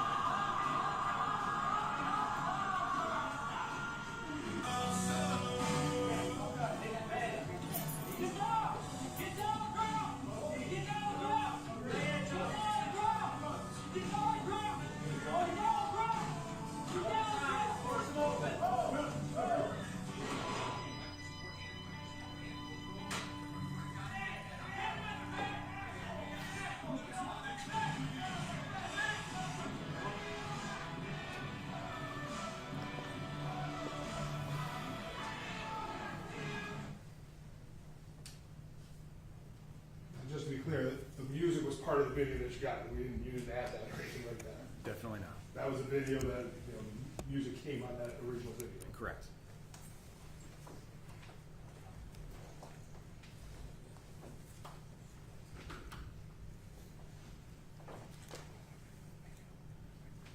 And nothing for Your Honor.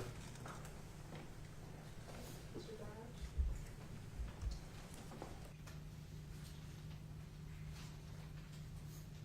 Good afternoon, Detective. Good afternoon.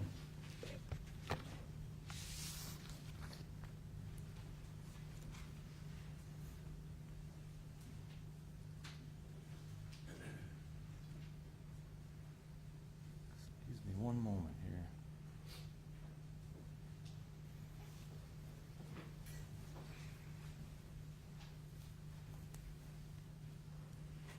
So, Detective, you mentioned that there initially was going to be a request for fingerprints and DNA to be conducted on this taser here, correct?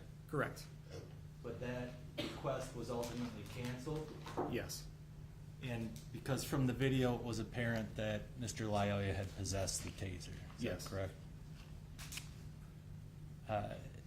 And just in regards to a taser device here, do you carry a taser at times with you on duty? I do not. You, ever? Not anymore. Okay. But when you did, does the taser that you would carry have some differences?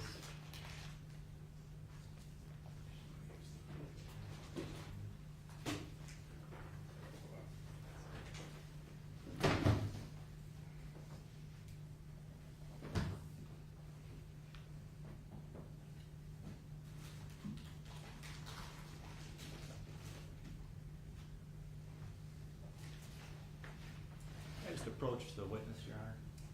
Yes, you There's some differences to this exhibit taser. Is that fair to say? As far as battery and cartridges? may. Which exhibit is that for the record? Probably should put exhibit is the demonstration, exhibit 23. I'll put a sticker on Your Honor. Okay, thank you. Different from the taser that I used to carry, or different from the taser that was used in this incident? Different from the taser used in this incident. This is it. That one doesn't have the battery in it, doesn't have cartridges in it. Okay. Do you know why the taser we're using in court today does not have those functions? Yeah, for safety purposes. Okay. Now, you've been a police officer for how long here in the state of Michigan? 12 and a half years. And under Michigan law, it's a felony to even possess a taser or similar electric weapon without certain licensing. Is that fair to say? Correct.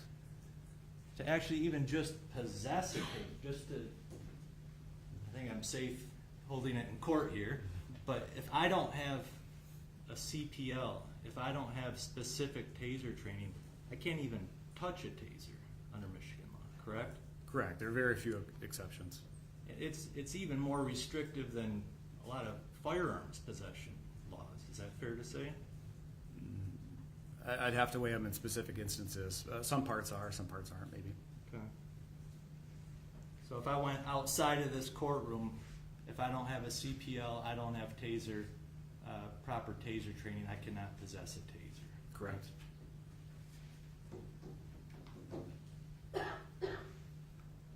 When Mr. Lyoya possessed this taser, that was a felony violation, correct?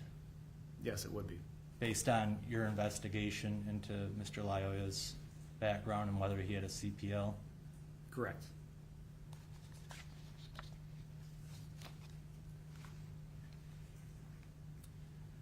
Now, I just want to go through some of the exhibits with you. From the workup of the scene here,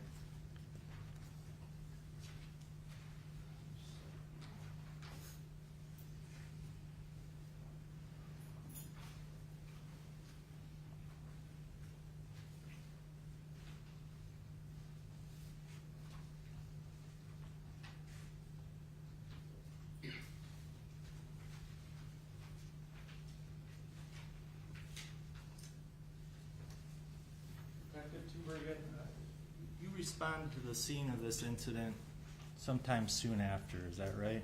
Yes. Approximately how long after that you responded? I may have been on scene an hour and a half after it occurred, give or take. Okay. And did you have the opportunity to, I think you've already talked, you admitted some photos, to see the Nissan vehicle where it was at the time this incident happened? Yes, I did. And then after, sometime later, does the vehicle get taken elsewhere? Yes, it was towed to our 6th District headquarters at MSP. Now, did you yourself or other MSP personnel take photographs of the Nissan both at the scene there and then also back at one of the MSP facilities? Yes, we did. Sir, Your Honor, could I just approach the witness with some defendant's proposed exhibits? Okay. You can state which ones they are for the record. Like the. I have defendant exhibit L1, L2, L20, and L15. Now, the parties have stipulated to these exhibits, do those appear to portray the vehicle at the scene or at the MSP facility soon thereafter? Yes, they do. And does that depict some of the contents within the Nissan? Yes. If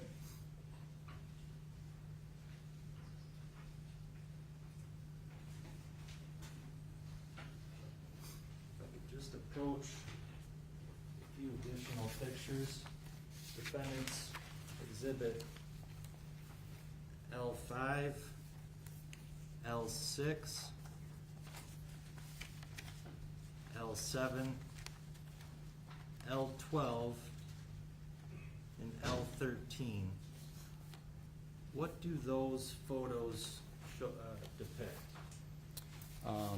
Deployed taser probes. And does it also include some of the taser wires connected to the probes? Yes, it does. And were the probes and the wires, and we're going to get into this more with a taser expert, but were those found right around the body of Mr. Loyola, right in the vicinity where the shooting took place? Yes, they were. And those were photographed by MSP personnel? Correct. Now, during the stop, as we watch it on video here, Officer Schurr's stop, at some point Officer Schurr asked the driver for a driver's license. Do you recall that? I do. And is that common during a traffic stop that police ask for a driver's license? Yes, yes. Is a driver in the state of Michigan required to have a valid driver's license upon them? Yes. And when Officer Schurr asks Mr. Loyola for his license, does he immediately pat at a pocket? I believe he pats his pockets, yes. And as a police officer, does that normally indicate that they might be reaching for their license or reaching for their wallet? Could be. And did Mr. Loyola, was you ever able to pull out a wallet or furnish a license to Officer Schurr? No. Now, if I could just approach with defendant's exhibit L9. Was Mr. Loyola's wallet found at the scene? Yes, it was. And was it located on or immediately near his person? Yes, it was. And after that wallet, I presume that wallet was taken into evidence by MSP? Yes, it was. And did you go through the content of the wallet? Yes, I did. Did you ever find a driver's license in the wallet? Yes, I did. For Mr. Loyola? No, I did not. Now, if I could also approach defendant's exhibit L10 and L11. And you recall what those depict? Yes, this is a car key to the Nissan. And was the car key also located immediately near Mr. Loyola's person? Yes, it was. Now, Detective Tubergen, as part of your investigation, did you go out and interview some of the persons that were with Mr. Lyoya earlier that morning? I attempted to. I also assigned some of my peers to attempt some interviews as well. And was that relevant to try to understand what Mr. Lyoya may have been doing that morning? I believe so. And could that have potentially shed some light on Mr. Lyoya's actions that morning? Potentially could. Did you also look into Mr. Lyoya's just his general history I did. and driver's history? I did. And did you do a really thorough workup on Mr. Lyoya and his background? I believe I did.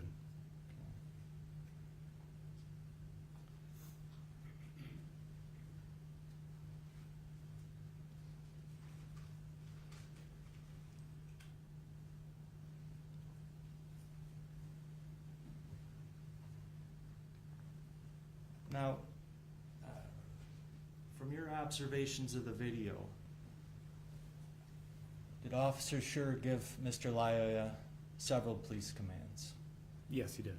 And did Mr. Lyoya fail to follow those commands? Yes, he did. And did Mr. Lyoya resist arrest? Yes.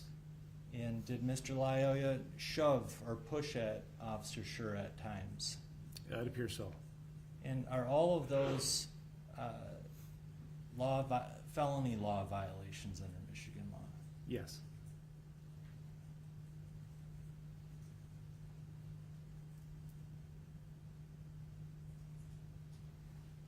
Just one moment, sir.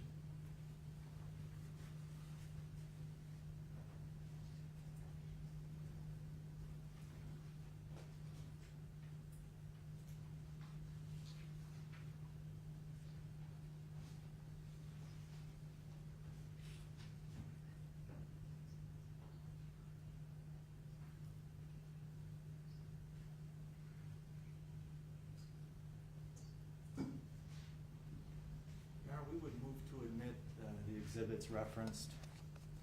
That would be L1, L2, L5, 6, and 7, L9, 10, 11, 12, 13, 15, and L20. Those are the ones you just showed me before? Yeah. Okay, no objection.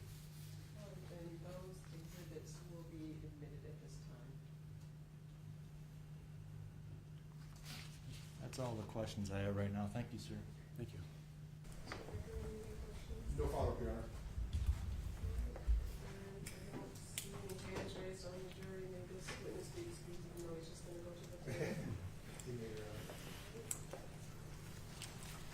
Thank you very much. You may step down. Thank you. Quite a pile. Call Dr. Stephen Cole.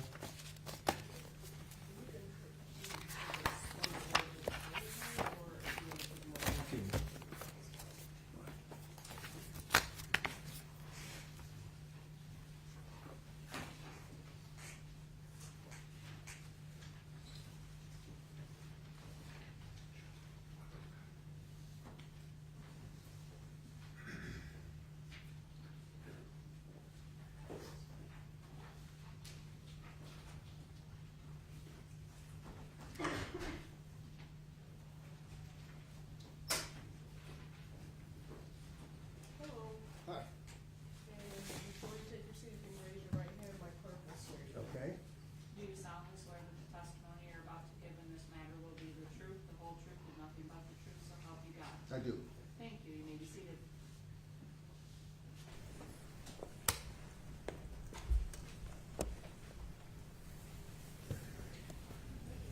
Thank you, Your Honor. Sir, could you state your name and spell it for the record, please? Yes, Stephen with a PH, Cole, C-O-H-L-E. Could you tell the jury what you do for a living? Yes, I'm a forensic pathologist. And what is a forensic pathologist? Well, a forensic pathologist is a physician who specializes in the investigation of sudden and unexpected deaths and violent deaths. Those are the main categories. And we do so by obtaining information, if it's available, about how the death occurred and where and so on, circumstances of death. The second thing is we examine the individual externally and look for a number of things, including injury, height, weight, and various physical features.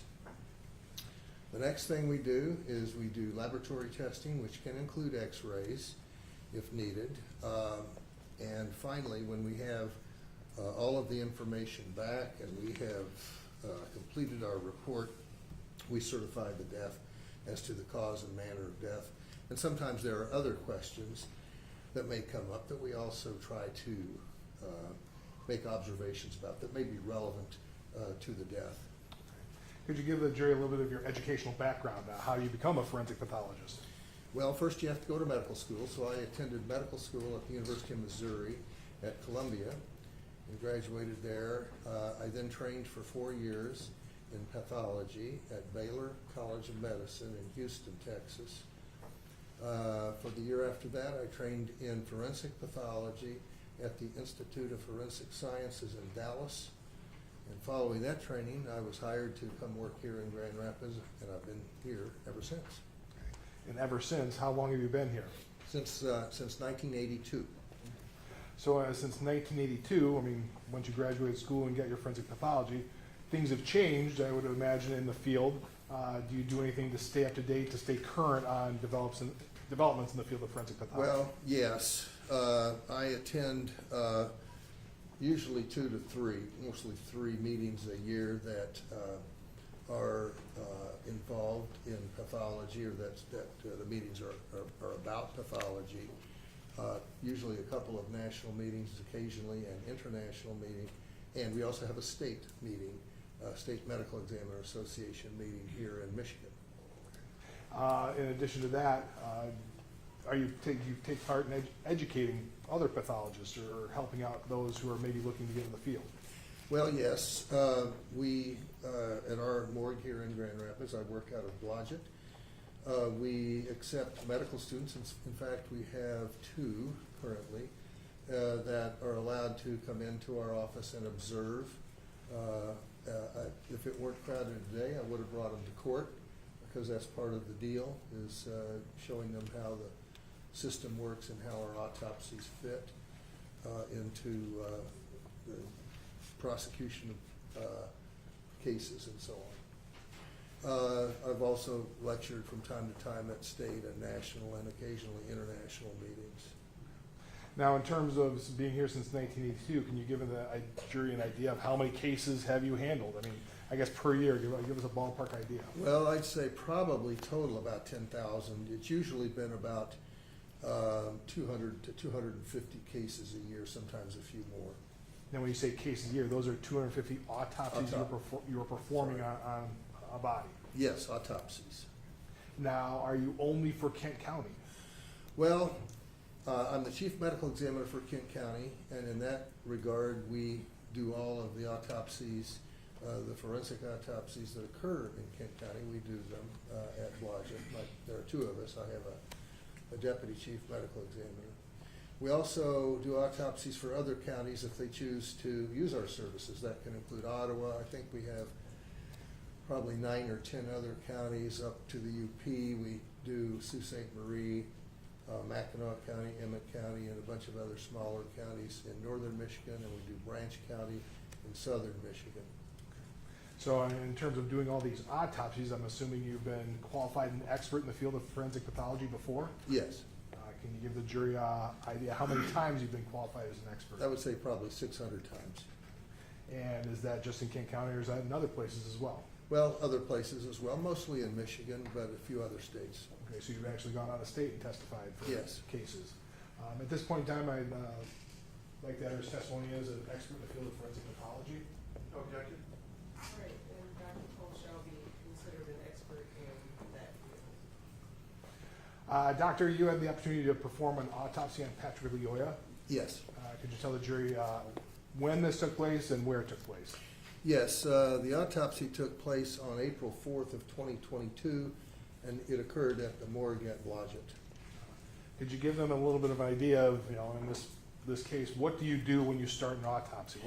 What process? What we do, the first thing, as I mentioned a little earlier, is try to get information as to how the death occurred. Now, in Kent County, one of our sources of information, probably the primary one, is we have 8 investigators who work for our office, and when there is a death that's reportable to the medical examiner, again, usually violent deaths, sudden unexpected deaths, apparent drug overdoses, babies with unsafe sleeping, and so on. Whoever's in charge of the deceased person when they're pronounced dead has the obligation to call our office. Usually this is, if they're dead out in the field, it may be paramedics, it may be police. If they make it to the hospital, it's usually going to be an ER doctor or nurse. And so they will call our office. One of our investigators will respond, and depending on the situation, if there is a scene, and in this case there was, Mr. Loya was still at the scene. So they will usually respond to the scene, talk to the police, make their own observations, take photographs, and will produce a report that I use, at least mostly I use. I may have other sources as well. The police who are doing the investigation sometimes come in to observe the autopsy. And but mainly it's through our investigator. I'll get information as to how the death occurred, what are the circumstances. So it'll give me an idea of what to consider when I'm doing the autopsy.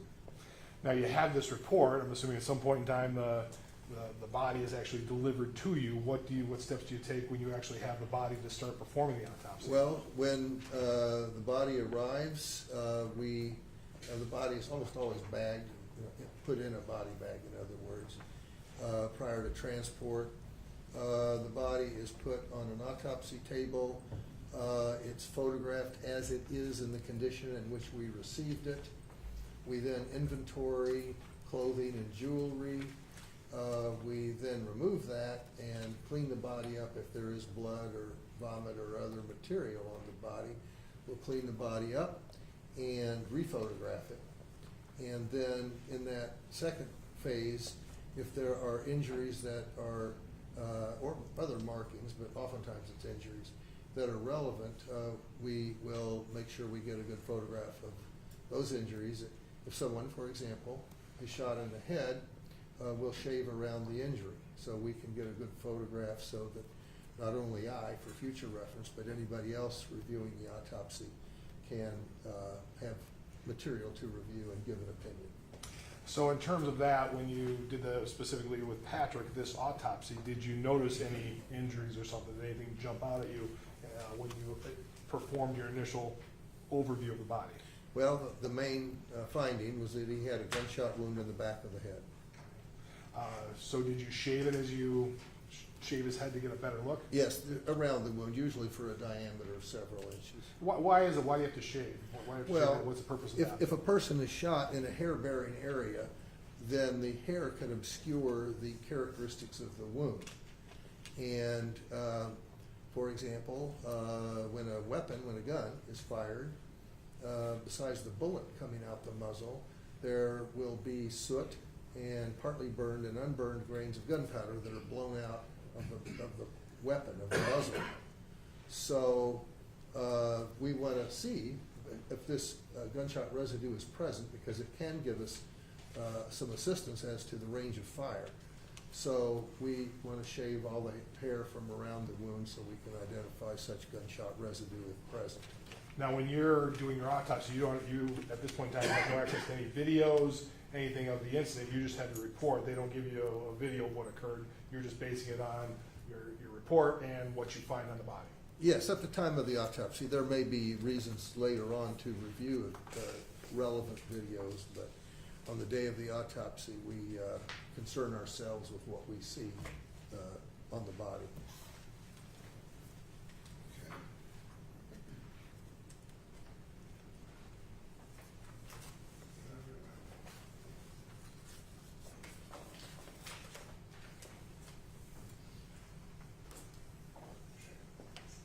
Record showing opposing counsel exhibit 35, that we provide a copy. Doctor, kind of doing this newfangled way instead of printing it out. We're going to show you what has been marked as exhibit for People's 35. Do you recognize that? I do. What do you recognize that as? Well, that is the back of Mr. Loyola's head, and It shows a gunshot wound entering pretty much in the midline of the back of the head, and then we have shaved the hair around it in order to elucidate the features of the wound. So this would be an accurate picture of the wound as you saw it, as you, the day you performed the autopsy? Yes. I move the admission of Exhibit 35, Your Honor. Object. 35 is not admitted.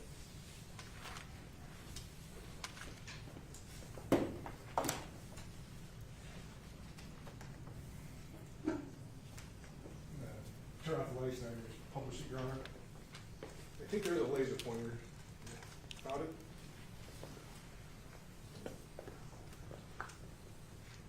Could you tell the jury what we're looking at here for the record? Well, this is exhibit, I believe you said 35. This is the back of Mr. Loyola's head.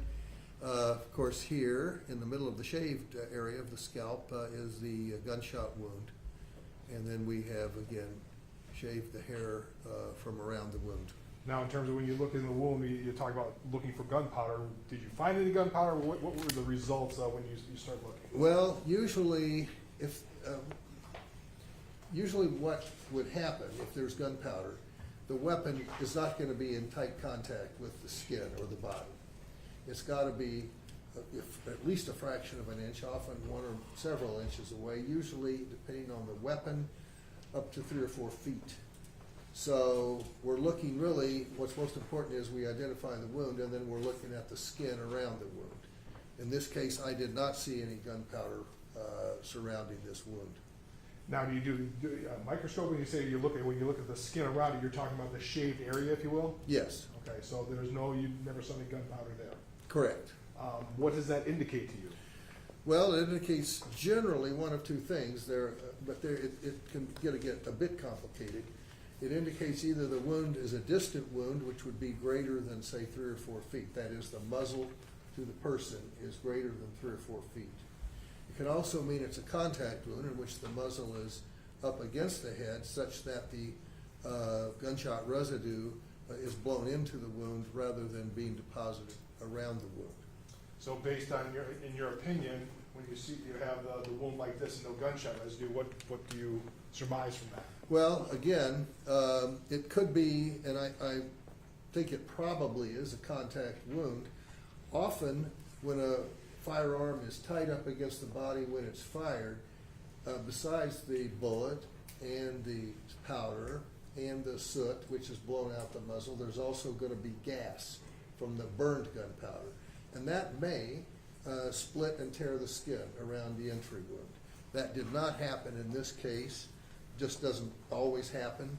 But so again, if I were, another thing I wanted to add, when you're talking about range of fire and looking for the gunshot residue, if an item, piece of clothing, can be a lot of things, but if something is interposed between the weapon and the person's body, even if the weapon is almost touching the body, that intermediary object can filter out gunshot residue.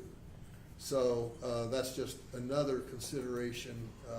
We try not to be absolute in forensic pathology because there can be exceptions to the general rule. So you didn't see any clothing or anything else in the wound here? I did not. He was wearing kind of a loosely knit, I think it was a green sweater that did have a collared area on it. I don't want to get too much into the weeds here unless you or the defense has questions, but he was wearing that bit of clothing, and hypothetically, that may have, if interposed between the weapon and his head, could have filtered out some of this residue. I did not identify a hole, although it was loosely woven, but at the time of the autopsy, I didn't identify a hole. When I reviewed scene photographs, there was a possible defect in the back collar area, but I can't say for sure if that was, if that was made by the bullet or was already there. All right, thank you. You can turn that off now.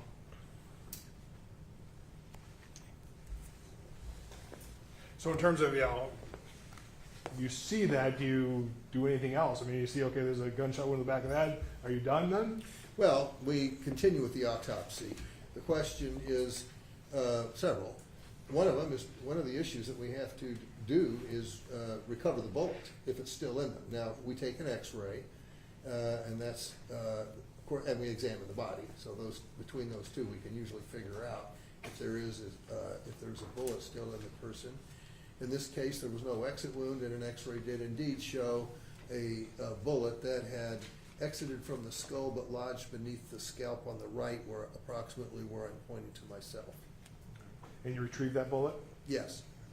Now, even though you've got this gunshot wound in the head, do you still look at the rest of the body? Yes, we always do a complete autopsy, just to see if there's anything else that could have contributed to the death, or even sometimes there are fringe benefits to the family if we find a disease of the type that can be inherited, such as coronary artery atherosclerosis.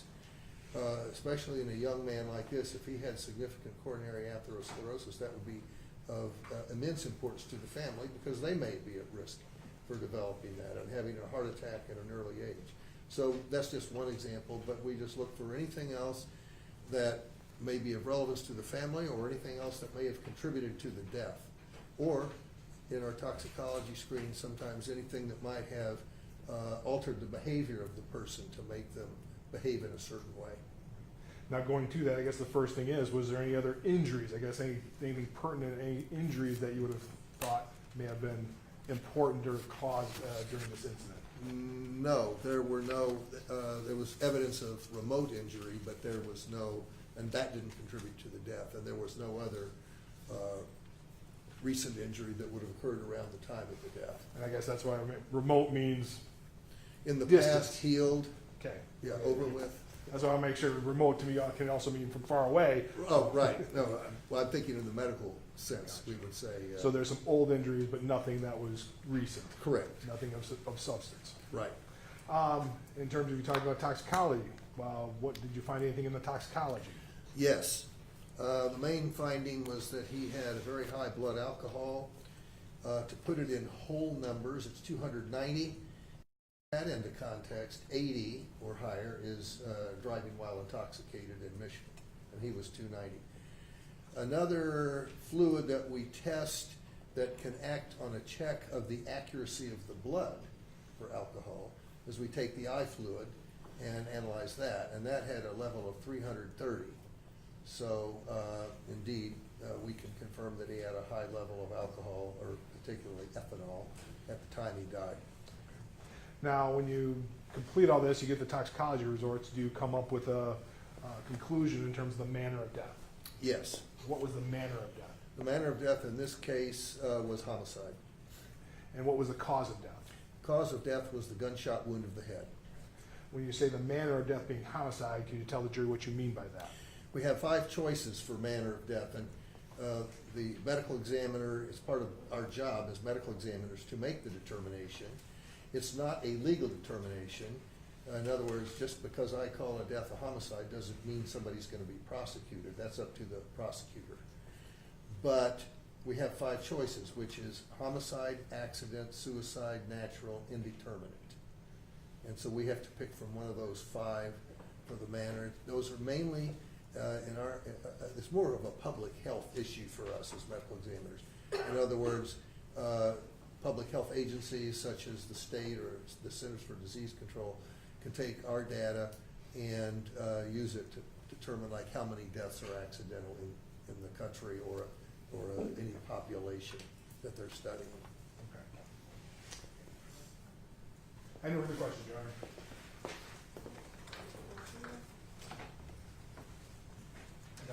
Good afternoon. Good to see you again. Okay.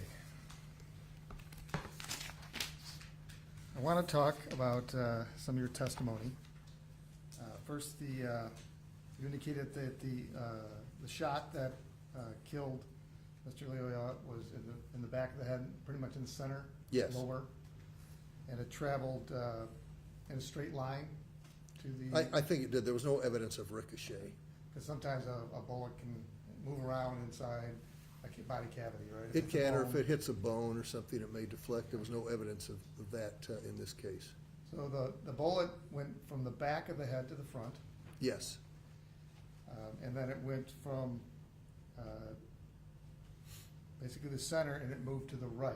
Yes, And it went from a lower part of the head to a higher part of the head. that's right. And I believe before you pointed to the upper right part of your head as where the bullet didn't pierce the skin and leave, but that's where the exit wound would have been had it traveled just a little bit further. Well, yes, it was found beneath the scalp, in other words, on the right side of the head.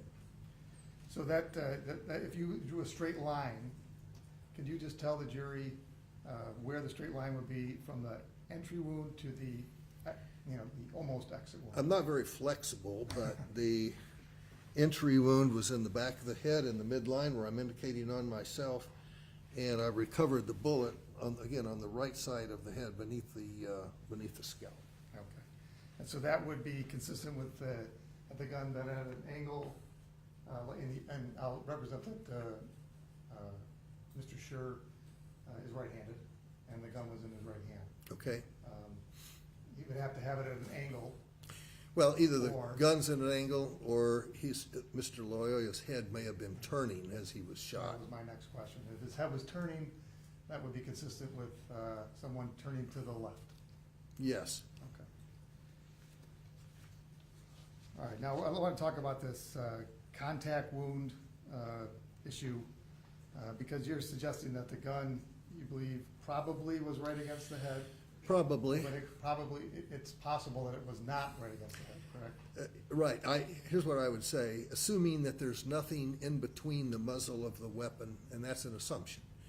But if there's nothing between the muzzle of the weapon and the skin where the bullet entered, then in this case, I think it's most fair to say the options are, one, it is a contact wound such that all the gunshot residue was blown into the wound and not deposited on the skin because it's a contact.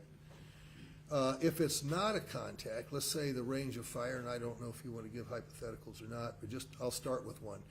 If the range of fire is several inches, I'm indicating muzzle and head here, there's going to be deposition of gunshot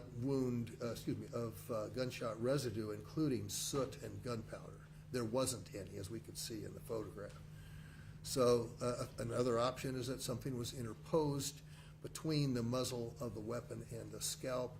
He did have long dreadlocks. I think I estimated they measured up to 10 inches. So I think it's possible that a dreadlock or two might have gotten caught between the muzzle of the weapon and the head. It's also possible the weapon was further enough away that you wouldn't find gunshot Well, residue. if it were, and again, I wasn't there, I have information that I was given, but let's just assume I don't have any information.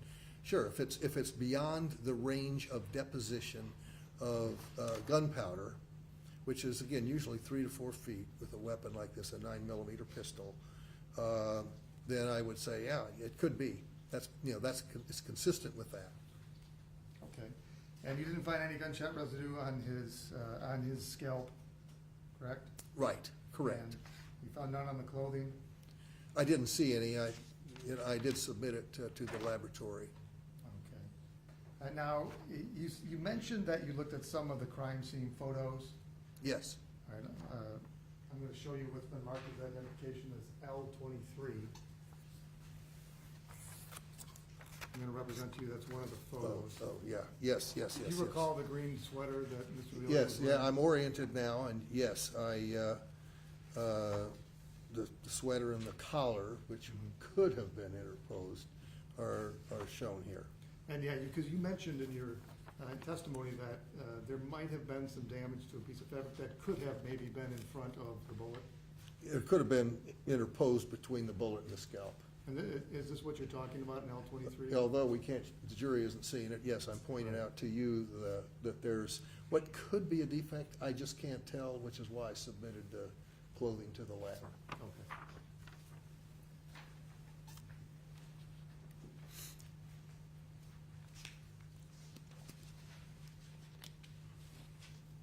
Do you recall if you saw any powder on the sweater?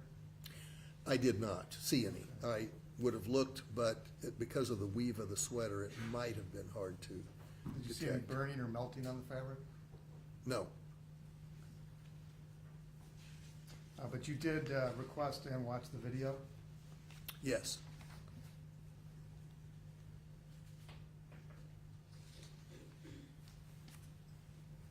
Now, you indicated that on your direct testimony that Mr. Leoya had a blood alcohol level of 290.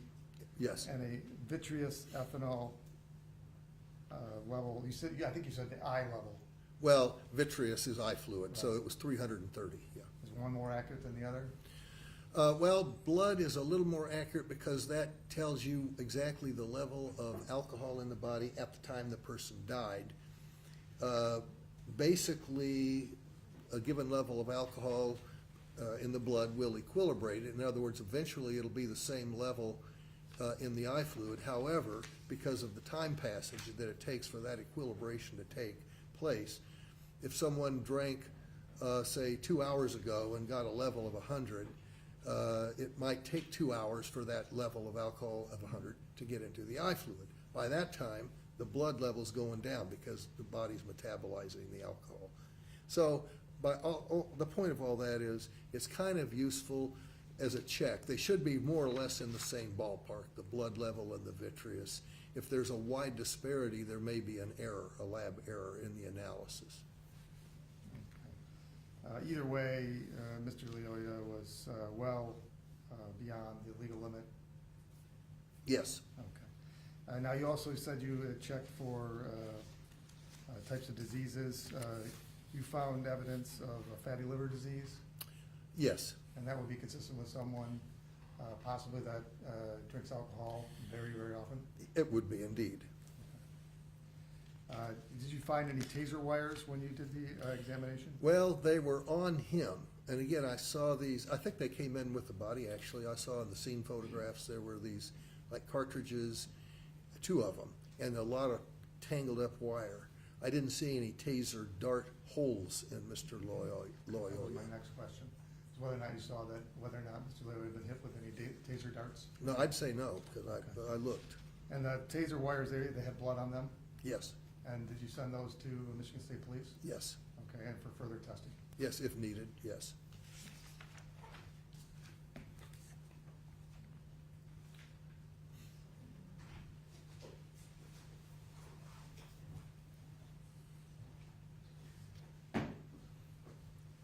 Nothing further? I have no further questions, Your Honor.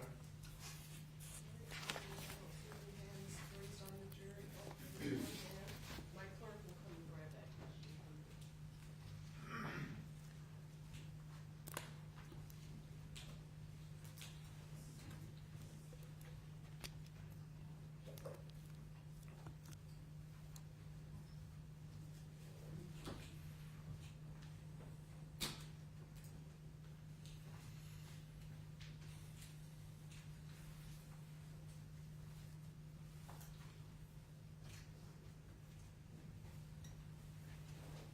So this is already a question for the witness, so I'm not gonna have you approach. But I am going to ask if this witness may be excused. You may, Your Honor. Questions? Any objection? I have no objection, Your Honor. All right, thank you very much. Thanks.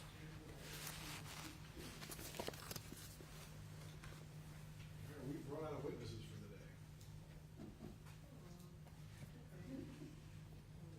So,